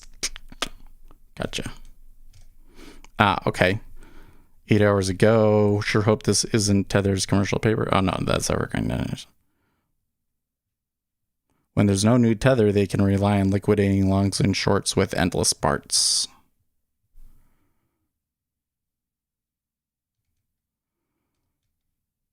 Oh, he's saying it's going to be a BART.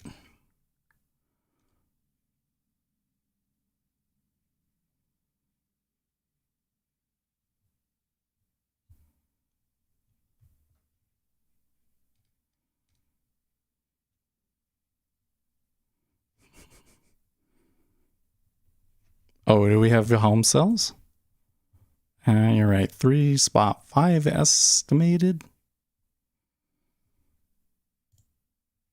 Oh, you know what? So that's the whole thing, is I didn't have my squat going this whole time. That's why I would have missed the Bitcoin stuff.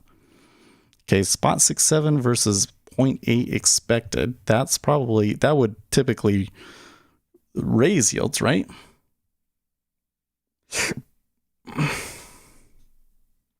It's head in boulders, when the coyote from Looney Tunes is pushing a boulder up a hill to catch a road runner, but then the boulder runs over him and falls down the hill, right? Or here's a thought. What if, where is it? This right over here. What if there's like they want to go up, but they can't, so because of liquidity problems, so they rotate around this price. And then when the open comes in, more people are there, and that allows them to be able to move price up higher. And the fact that it looks anything even remotely like Head and Shoulders is just a coincidence. just a theory, guys. Just a theory.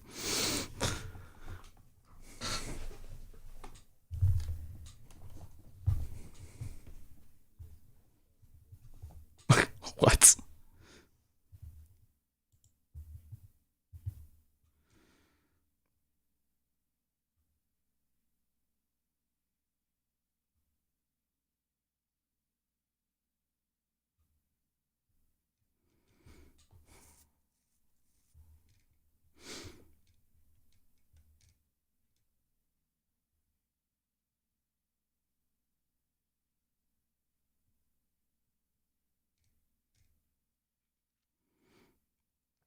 Oh yeah, there's my TikTok.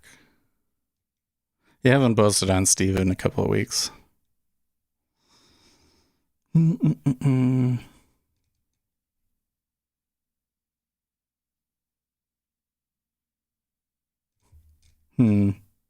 Okay, yeah, I don't see anything there. U.S. and China could be headed for another Cold War, warns Asia expert Stephen Roach from Trading Nation CNBC. Yeah, I think we're already there.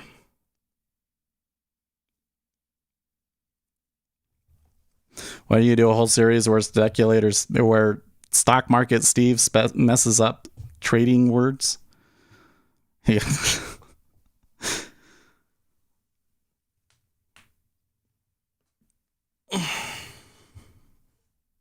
The 07 was all they were going to give us, huh? It's funny, like, I look away and then it moves. But look, they came back really quick.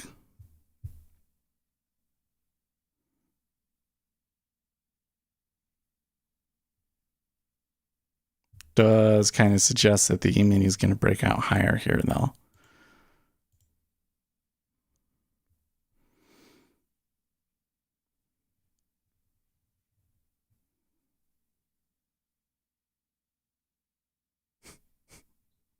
Imagine a clueless person seeking trading trips, and then what the heck? Why is he talking about a coyote and a roadrunner? Yeah, well, that's the thing is, I think that it didn't really pick up because it was just too a little highbrow. like the average person that's not into trading wouldn't understand why it's funny, and I wasn't ridiculous enough with it.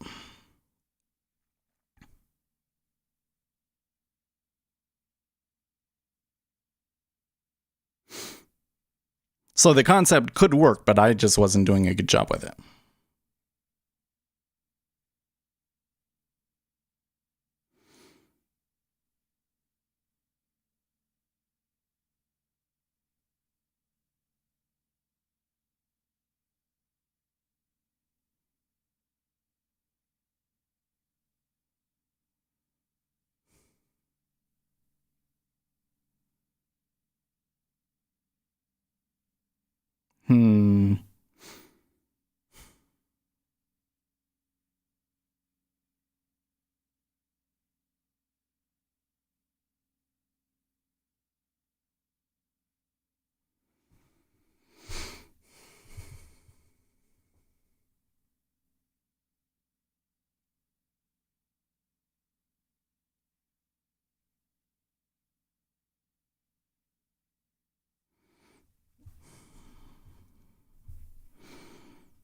So that 05 half is just probably not a lot of liquidity is going to be there.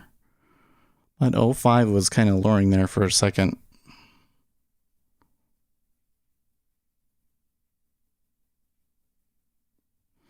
We're still overall getting a bear steepener. E-mini pulling back there, but still holding the bottom end of its range. Uptick.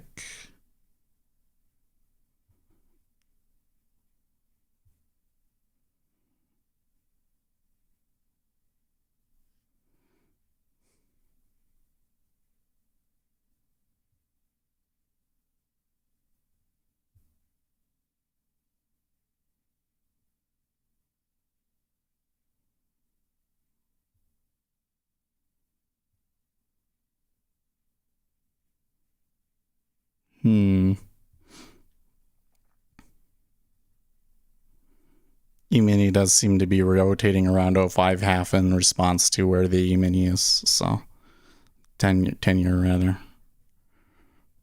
See, when the E-mini starts going down, they tick up and vice versa. But you're never going to get filled at 06. If it's really a good short, you're never going to get filled at 06. Be really surprised if they were to like fill 2,400 contracts and then go down to the lows. That would be unusual. Not unusual, but just exceptionally good luck.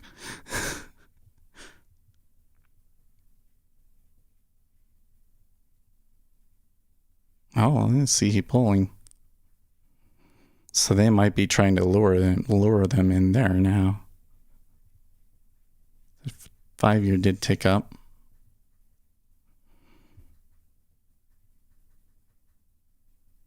But not hardly anybody traded into it.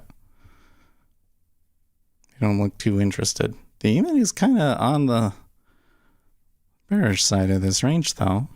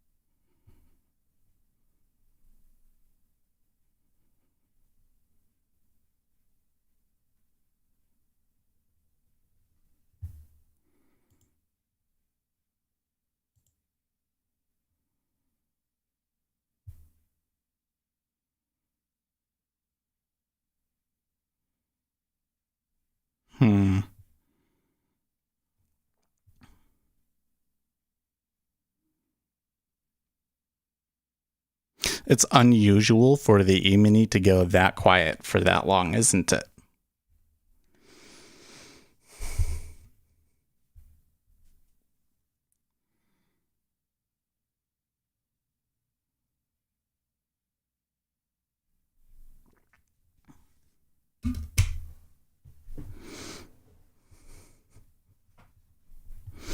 I don't know. They're kind of maybe giving some hints that you might get fills at 5.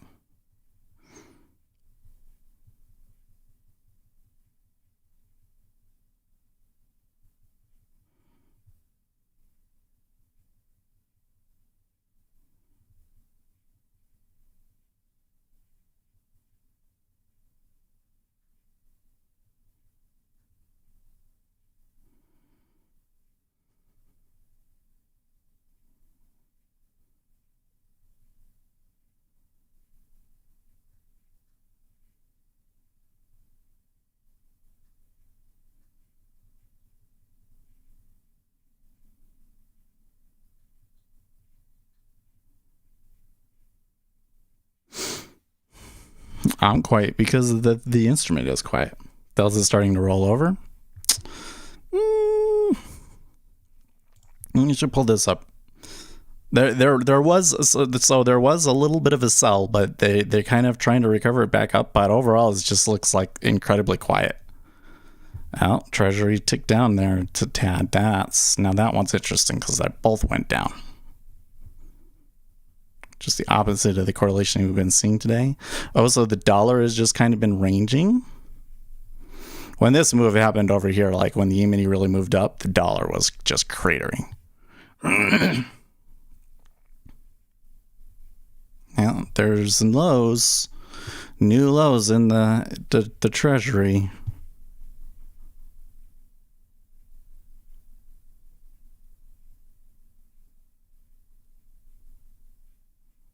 Might be able to hit that, actually. Why not?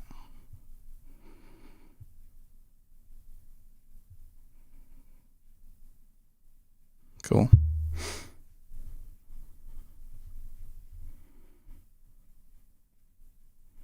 E-mini a little bit more bearish excursion there. Ouch. Okay, so that's interesting.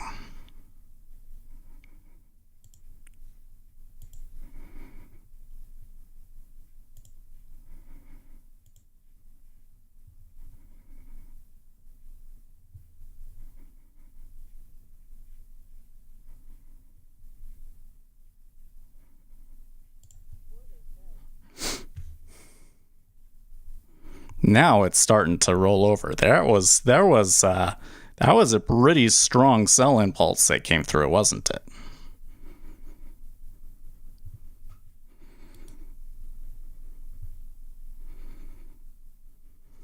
Now they might try and save it at $39.99 and a quarter.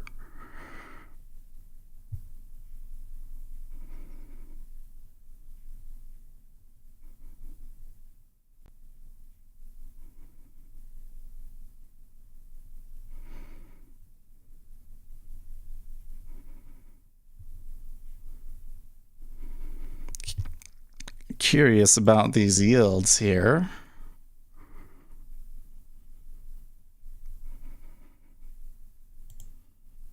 So I took 04 half and 04. Now could you get 04 to 03 half?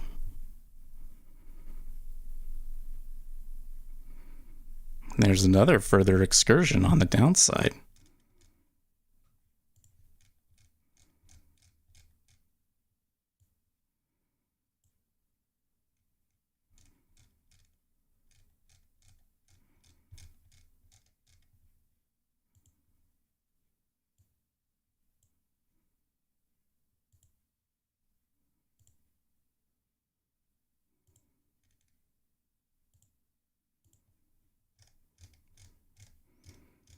That one they recovered quickly though.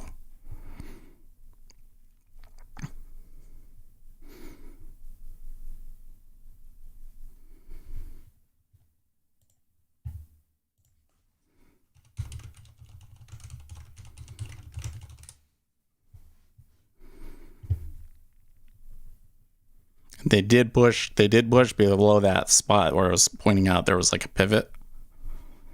So probably they need to get quite a bit more below that for it to really turn bearish though, huh?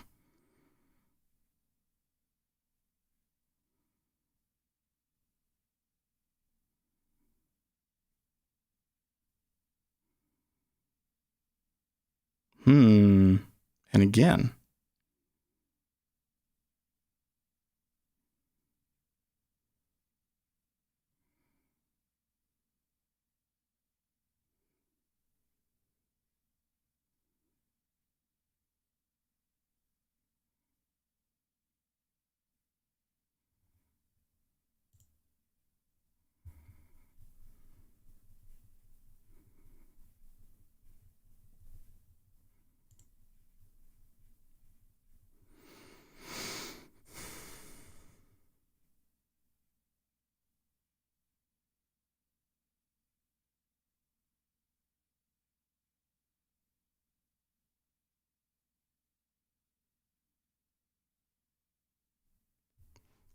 Yields are backing off again. They're back up to the 05.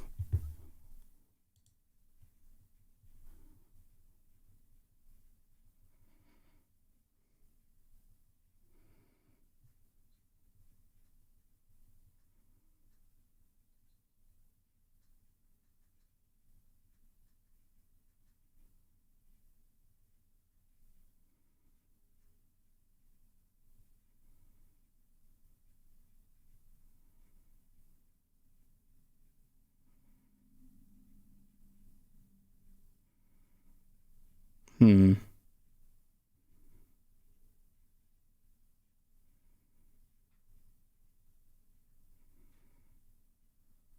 there's 05 half.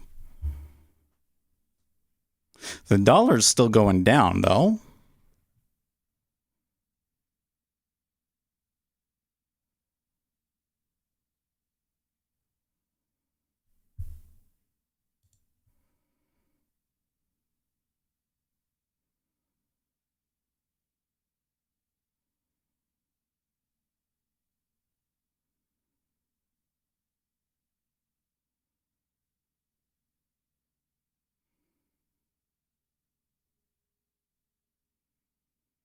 My profit chart for today looks like a kindergartner made his first ride in a roller coaster tycoon.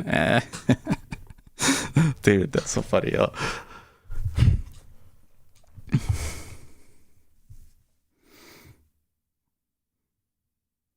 I'm kind of jealous of A-Share because he made out like a bandit, man. Like one quick trade, made 10 points, and then got out. And ever since then, it's been kind of flaky, huh?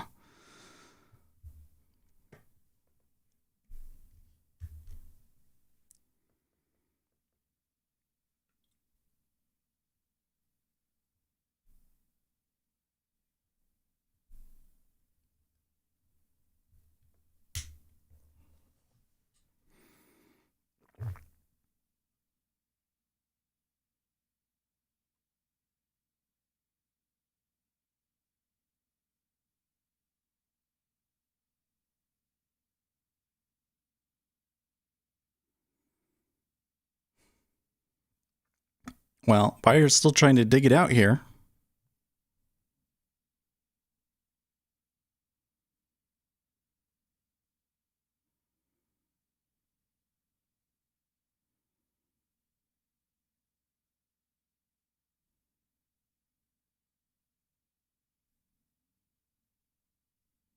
Yield's still falling here. Sorry, Treasury's still moving up.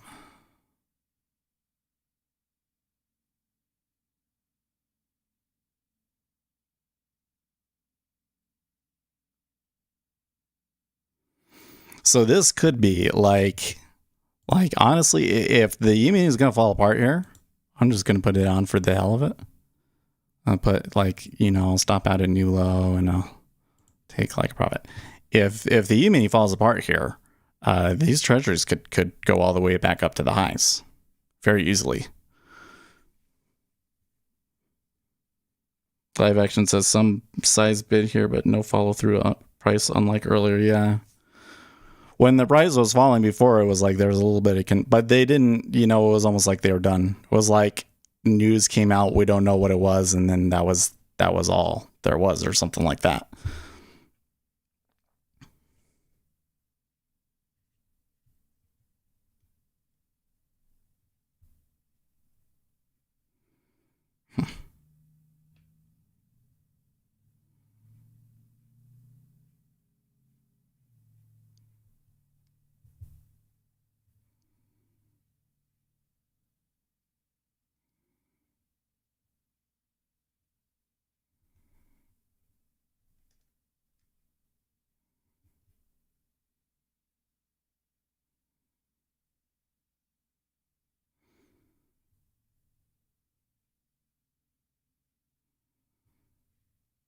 Or we should note that we're in the reversal time period now, which I'm not sure what that means in this particular instance, to be honest.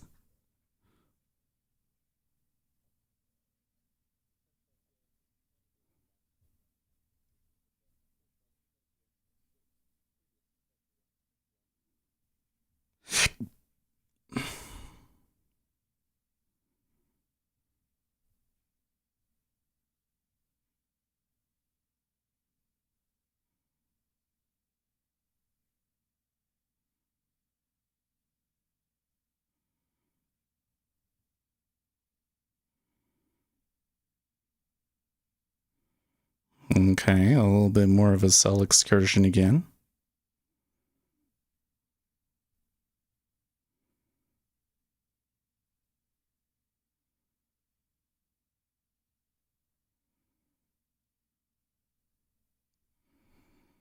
Treasury's not reacting to that though.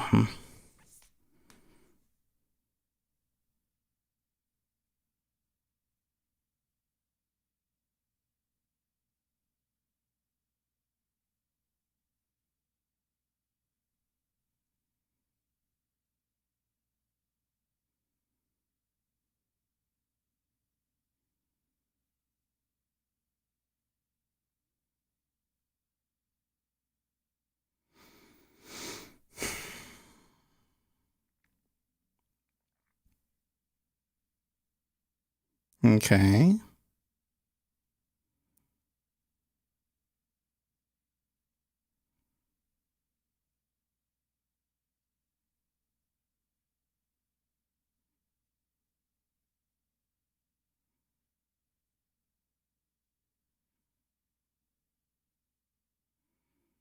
Another step touching the lower end of this.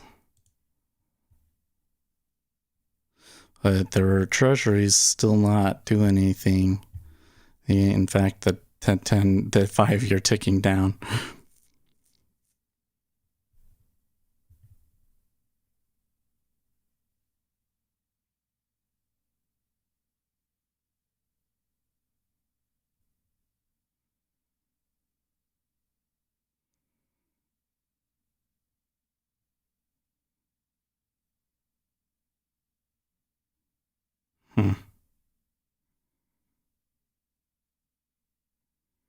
Treasury's doing a bit more of a battle than I expected here.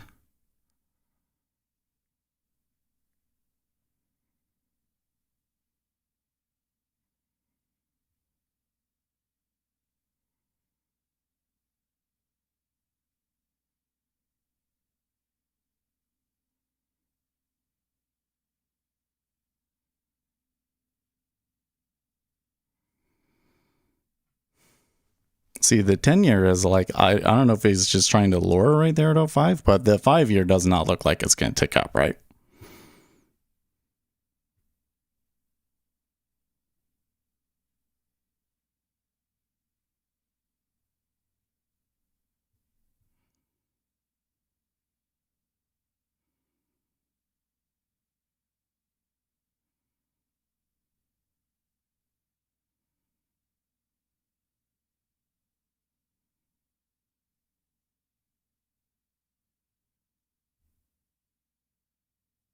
Okay, so they did hit into it and look, it pulled at 09.25 in the 5-year. You're back. What did you miss? Well, we went through one of the slowest periods I've ever seen in the equities, and then we started to get some signs of informed trading to the short side. And the yields are starting to push back and come back down again as well. So for now, they're holding it, and it might not be anything significant, but there may be something brewing in here.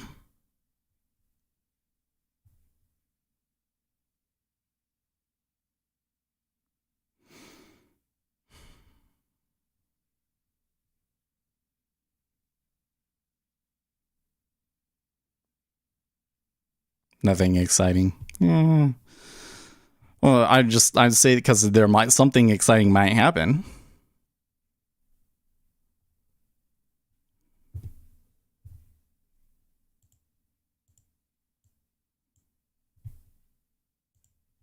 This first part though, right, like this thing right here, that's incredibly slow and tight for the E-mini, right?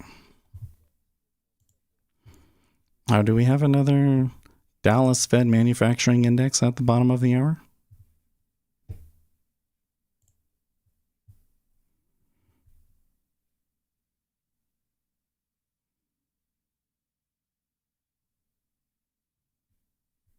Yeah, dollar, it does look weak. He says I'm sure he's done for the day. I think there's a okay chance of something happening in the next 30 minutes, but let's see. They're pushing the higher end of the range again.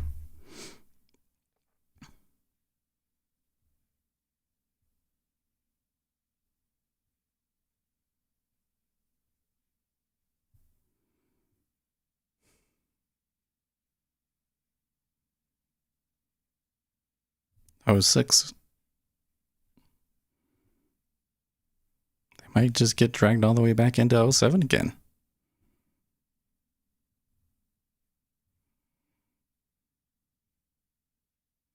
That does look a little bit tilted to the upside, doesn't it?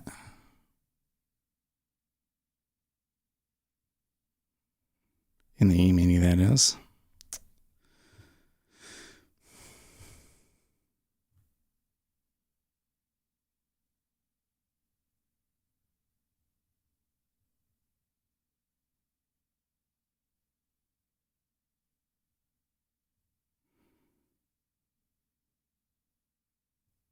How has the order flow been, broadly speaking, across markets? Well, I haven't seen anything all that unusual except for the sell sweeps that came into the E-mini around, what time was it? About around 20 minutes ago.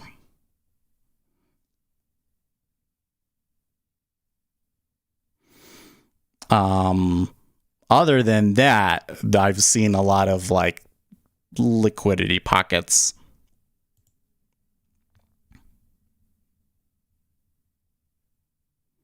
Yeah, like there's definitely some sort of a liquidity pocket here at 4,400 in the E-mini.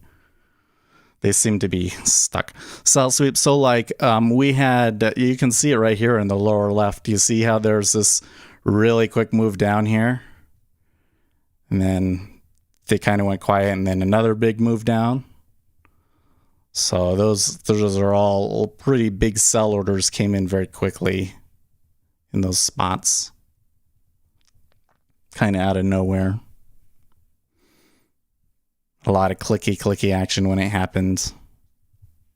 You know, like there was a lot of limit orders being placed and removed and stuff.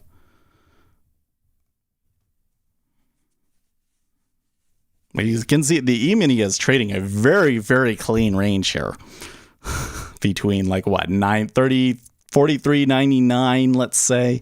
It's not, oh, it is exactly 99 and 42.01 and 3/4 on the other side. See, oh, okay, so they broke it. There was a few stops there.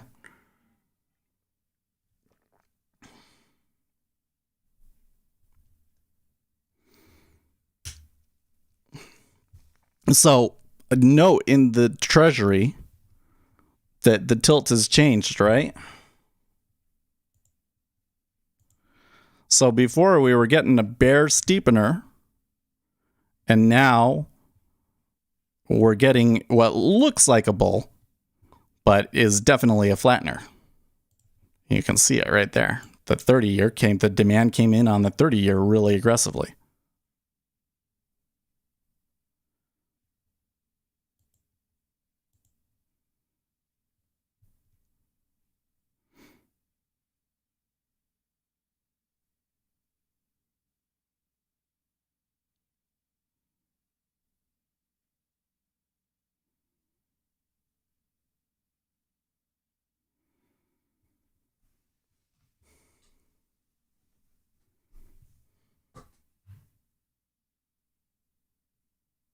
Forex Live says FOMC is likely neutral this week, biased to fade dollar strength, says Citigroup.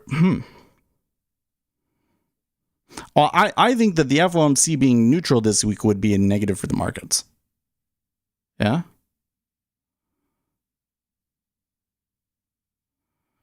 Rand Paul says conservatives beware of what you wish for in regulating the speech of big tech.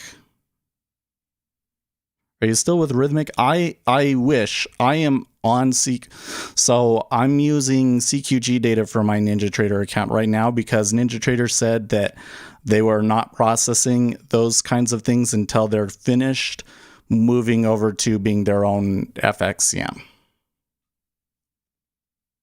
or FCM or whatever you call it. So I want to move back over at some point, but right now I'm on CQG. The Combine runs on Rhythmic, but my account is CQG.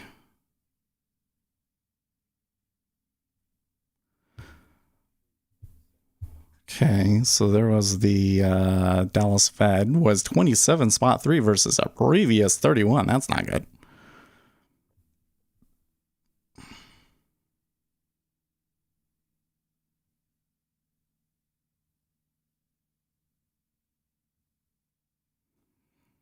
Treasury slowly creeping higher. Now remember, 07.5 is where we had this hole. So it will be harder for them to get above this hump here.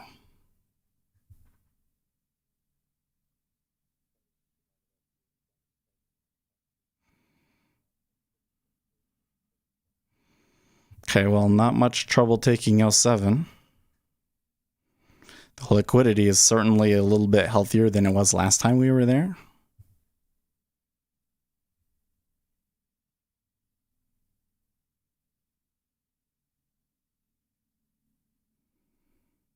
Well, another bearish excursion here.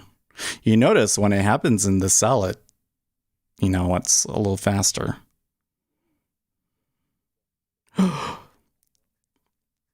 GOP rejects Democrats' global offer on infrastructure deal, is what I'm just hearing. I'm not seeing it on Twitter yet. That could be why these sells were coming.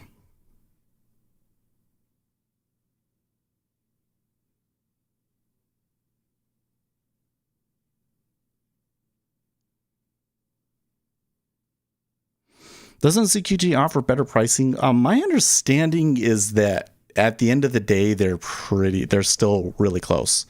So there was a short period where CQG was a lot cheaper, but then they added the thing on too. The thing is that they have like different structures, so it's hard to compare them. So if it seems like one is ridiculous, much cheaper than the other, you're probably missing something. But I think that they're both like basically $50 a month.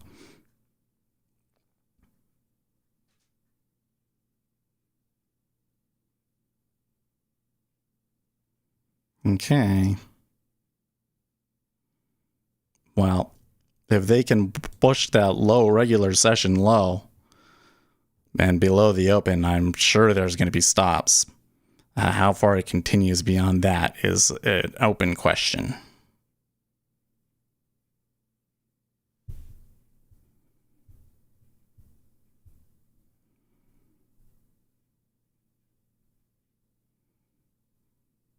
GEX. What are you saying, Stick?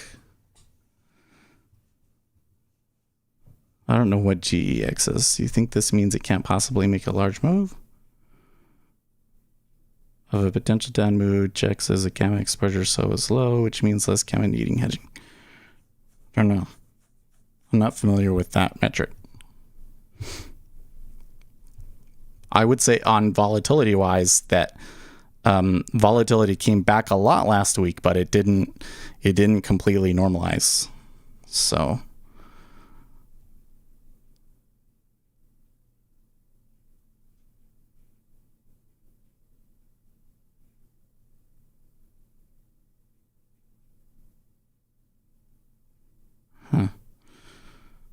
Bitfinex says, when reporters talk to Tether about a story, Tether tells their Tether bros about the pending bad news. The Tether bros loaded with Tether then pushed the markets to front run the news. Imagine what would have happened without Tether pump just before the catastrophically bad news. Well, the thing is that if an equal sell, remember inverse sine law.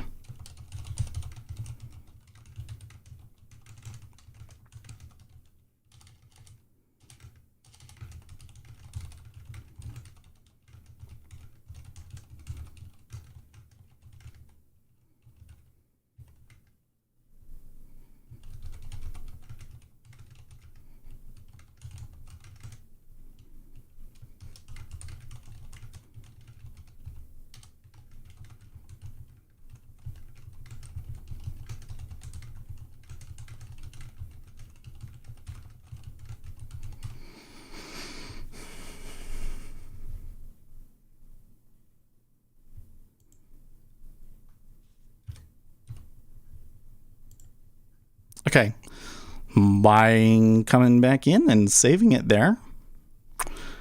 We've been around that 4,400 for a long time. Like, it was looking good, like they busted the lower end of that range and everything, but like they got to get below the open for this to really do anything that's significant, right?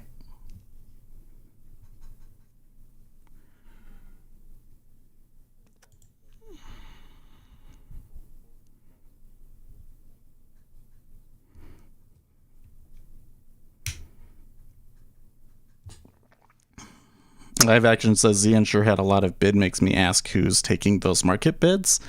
It really does, but I think that probably it's been the same guys that have been long this whole time, you know? Like when I see behavior like that seems like consistent between days for a while, you know, a new trader would think that that's the way that it normally goes, but we know that it doesn't always do that, right? That kind of makes me think that their bank has a trade on and they're managing it over the longer term.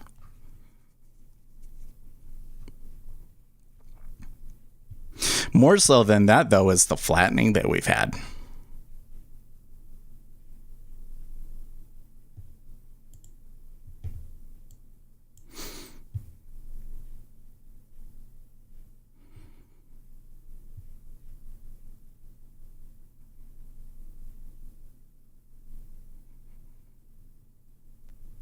The Treasury's flattening is what really has me thinking that maybe the E-mini is going to come down below the open at some point, and that it was worth taking a buy here. I was like, okay, something has clearly changed, and this is a good spot because we're at the lower end, right? Remember, here's the cave. We're on this side of it. I want to buy. Okay, then I can take it there. 5.5 is where I'm likely to get filled. It's moving up. I probably could extend this to the open at least, right? But I'm going to take it from the equal risk reward perspective because I only got like 20 minutes left.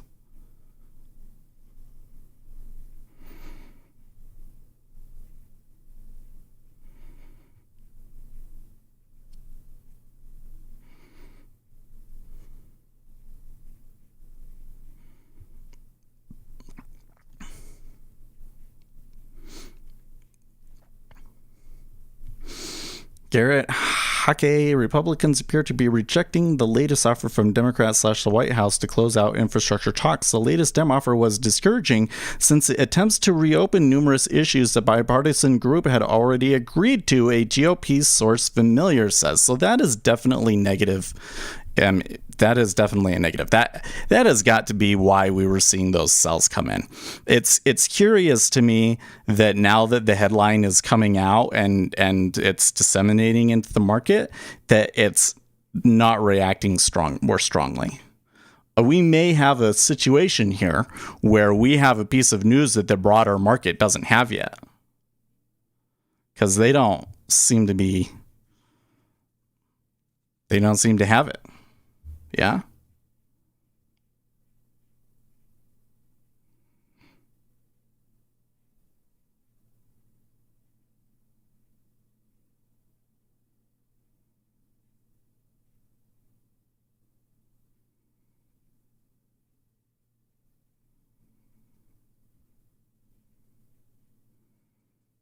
Did you try the new Financial Juice Tick Strikes? I have not. I saw that actually, and I don't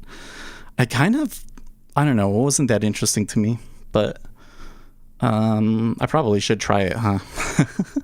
Did you try it?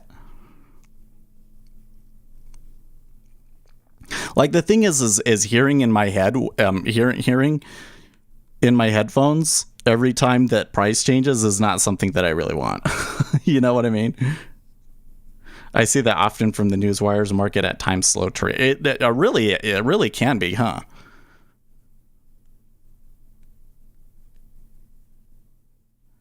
It seems like there's a couple of odd, fishy things going on today, though, huh? Yeah, got all this stuff with Bitcoin. We could keep an eye on Bitcoin, man. This could do some crazy stuff here. If the rumor, I mean, the thing is that it's being reported that they're under investigation for fraud and everything. Is this why they stopped printing a while ago? Like, how long has this been going on? Like, there's way more information that I'm sure we're going to get, right? Oh, you're downloading it now? Okay. I think it's worth trying for them to beta test it. I haven't had much time to do things. You know what? I get home. The issue I've been having lately is, like, I get done with my workout and everything. I need to rest. I've been playing Overwatch, and the way that I've got it, it's not stressful. I quite enjoy it, and I just need more time. I wish. I definitely, if I were to go full-time trading and content creation, I would definitely, at least for the next month, have my plate full. Right? And if that's like a month's worth of work, if I was working full-time, then that's like a year's worth of work in my spare time. You know what I mean? Do you have a link? So if you are a subscriber, then actually, I think anybody that has an account there should have gotten an email about it. So search your email. Losing the 08 and things kind of turning a little bullish again in the E-mini. Although as soon as they get up into that higher end above 4,400, the selling comes back in.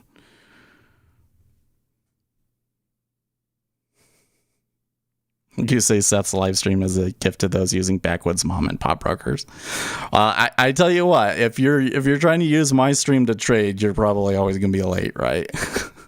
Because I'm cognizant of that, and I don't like when they read a headline out like that. I'm not telling it to you until much later. In that instance, I didn't see it come out on Twitter, so I was like, well, this is weird, but I'm gonna put something up about it. The politicos are talking about it, but the news squawks are not.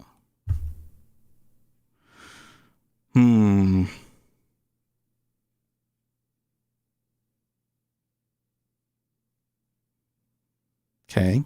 And there's another aggressive sell there.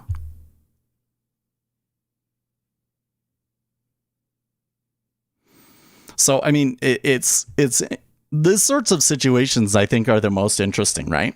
Because we can come in like we're seeing something happen. Why did that happen? And we can never know for sure, but we can have theories. Like this is the thing that's so frustrating is like it would be nice if we could know for sure why those orders were being put in after the fact, you know? But for now, we don't know why. I suspect, though, that it's because somebody wants to be short because they know that the infrastructure deal is falling apart. But maybe what might happen is that we kind of meander here a little bit and then people are going to start talking, right? Senators are going to come out and start talking and then it will move. It's a bit late, but that's okay. Info still. Yeah. It's like not enough to necessarily take an entry on it, but it is definitely enough to help you manage your trade, even if it's late, because you still want to know. But on that point, you can still use Financial Juice for free, and they give it to you late. So.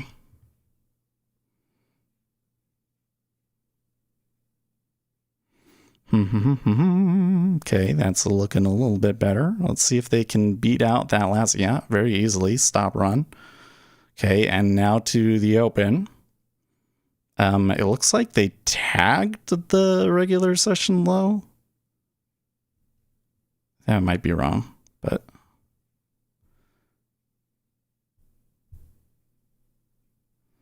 Yep, and again, you can just use my affiliate link. Apparently, they've made the lifetime subscriptions like a permanent thing, so you can go and get those if you want. Okay, cool. So my treasury trade worked out. I'm happy about that. It's been a while since I've been able to get one like that in the treasury, so I'm glad that I said, okay, I see something developing here. I want to try and take a longer one. I'm glad that I decided to do the swing there, because that would be the sort of trade like when we're trading the micros that I'm going to want to take, right? So now we should continue to monitor these for, we want to continue to see them flatten and see that 30-year rise up faster than these other two.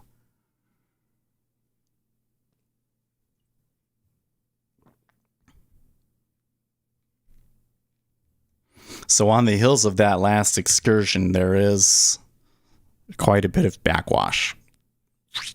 So I'm getting close to the top of the hour. Monday. Well, okay.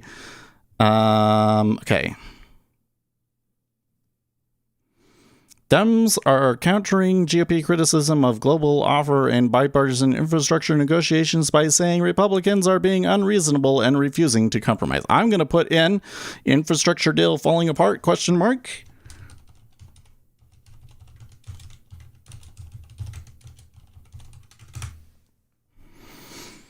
Oh, we never changed the date for today either, did we? It could be one of those things like, I bet you that a lot of the buying is retail wanting to buy for the earnings and everything. And the selling is the guys, so that's probably why there's a battle and it's not just going all one way, huh? Well.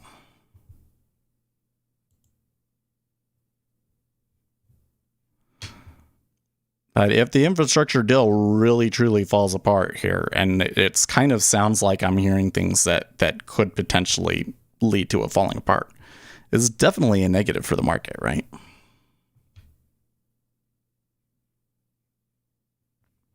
By the way, we got a lot of viewers today, so we're picking up in viewers again. That's good. I'm glad you guys are finding this all useful or entertaining. I was a little quieter today, but I've been trying to feel, been trying to have fun here a little bit more. Been down on myself too much lately, which is just, I just try so hard. That's my thing. I try so hard, and it's like, oh, this I should just be like the most popular YouTuber. Why not? But it's fine. We're good. We're having fun. I don't know why I get like that. So that's good. We still got like 5 minutes though, so See what happens. You think that maybe in the next 5 minutes the E-mini will give it up? Oh, by the way, what was my target at in the treasury? I gotta remember. I always forget. Okay, 09. Okay, so we're still about where it was. They did go like 2 ticks further, but good. Politicians waste too much money. Here's the thing that it bothers me a lot, because like, why is it that we have like all the government spending, and then infrastructure is like the thing tacked on at the end, and we have to argue over it? Because shouldn't it have been that infrastructure came first, and then, well, the infrastructure and the social programs that we have enacted, and then everything else comes after that? Like, there's so much, I don't know, but probably the discretionary spending isn't that much of the budget, is it? I guess I should do some research on that, but it just it does seem kind of frustrating. And there's this whole thing about the debt ceiling, right?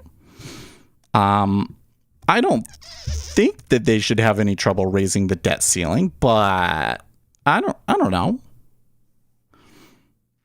The thing is that when it's a Republican president and they don't raise the debt ceiling, then the Republican hurts. But when it's a Democrat Democrat president and they don't raise the debt ceiling, they blame it on the Republicans still. They can't win on that one. It seems like the debt ceiling has never really been a winning move for the Republicans. So was leaning towards that they wouldn't do it. But if the infrastructure deal falls apart, I kind of wonder what else, if it really, really falls apart. And let's say that it really, really falls apart here. I think that probably what they're going to do is they're just going to come back and regroup. But if it really, really falls apart, and there's certainly a possibility of that, it does make you wonder what that portends for some of the other issues, like raising the debt ceiling. Probably the raising the debt ceiling becomes the focus after that. And I guess the Democrats would try to raise I guess Republicans can't really filibuster to stop them from raising the debt ceiling, can they? Because the Democrats can just outvote them.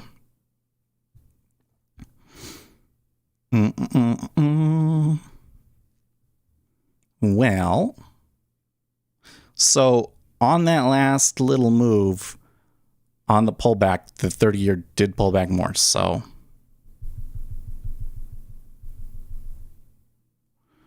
let's just make note of that. It might be a short-term thing.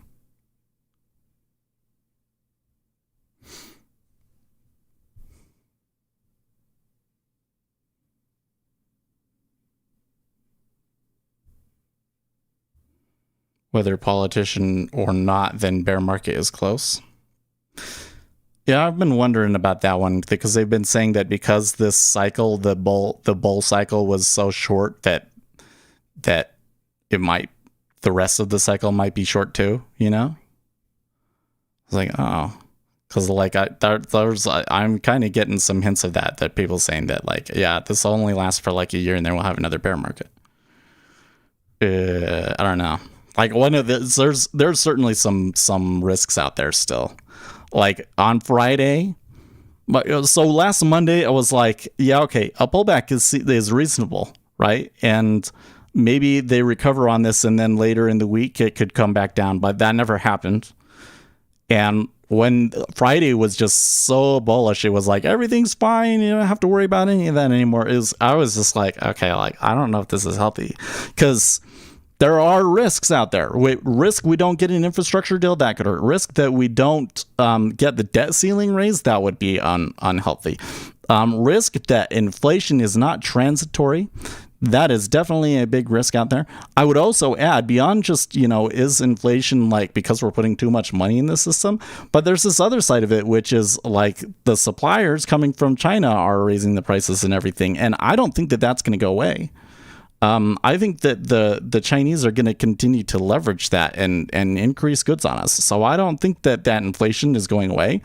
And that's a problem because it has been dampening consumer sentiment, right? So that's kind of a negative on us, and it's looking like their market's pretty much in agreement that quarter 3 is not going to be as good as quarters 1 and 2. So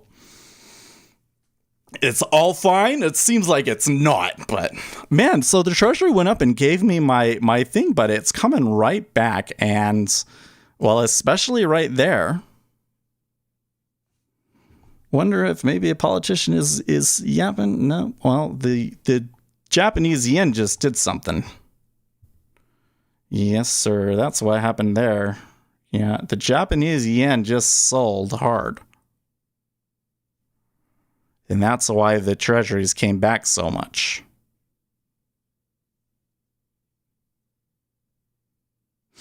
The Street now tweeting that Tether is facing a criminal probe into allegations of bank fraud. Let's read their story.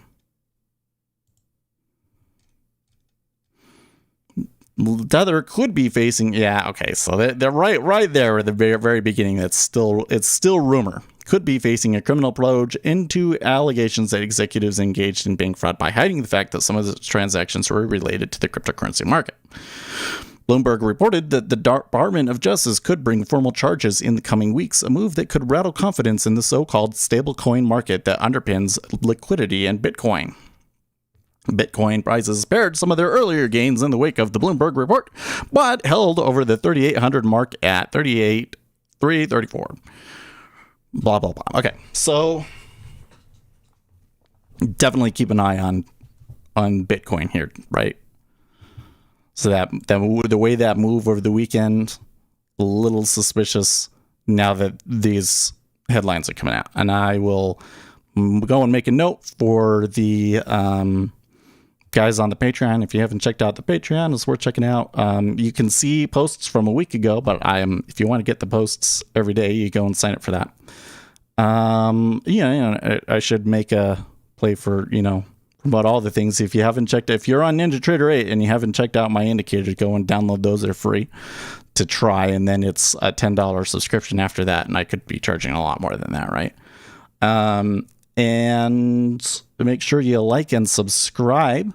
Helps us out. Sorry I didn't have a video this week. When I got down to it, I just wasn't prepared, so I have to do some writing this week. And what else? Oh, yeah. Check out the Financial Juice and other affiliate links in the video description. I'll see you guys tomorrow. And in the meantime, stay profitable, friends.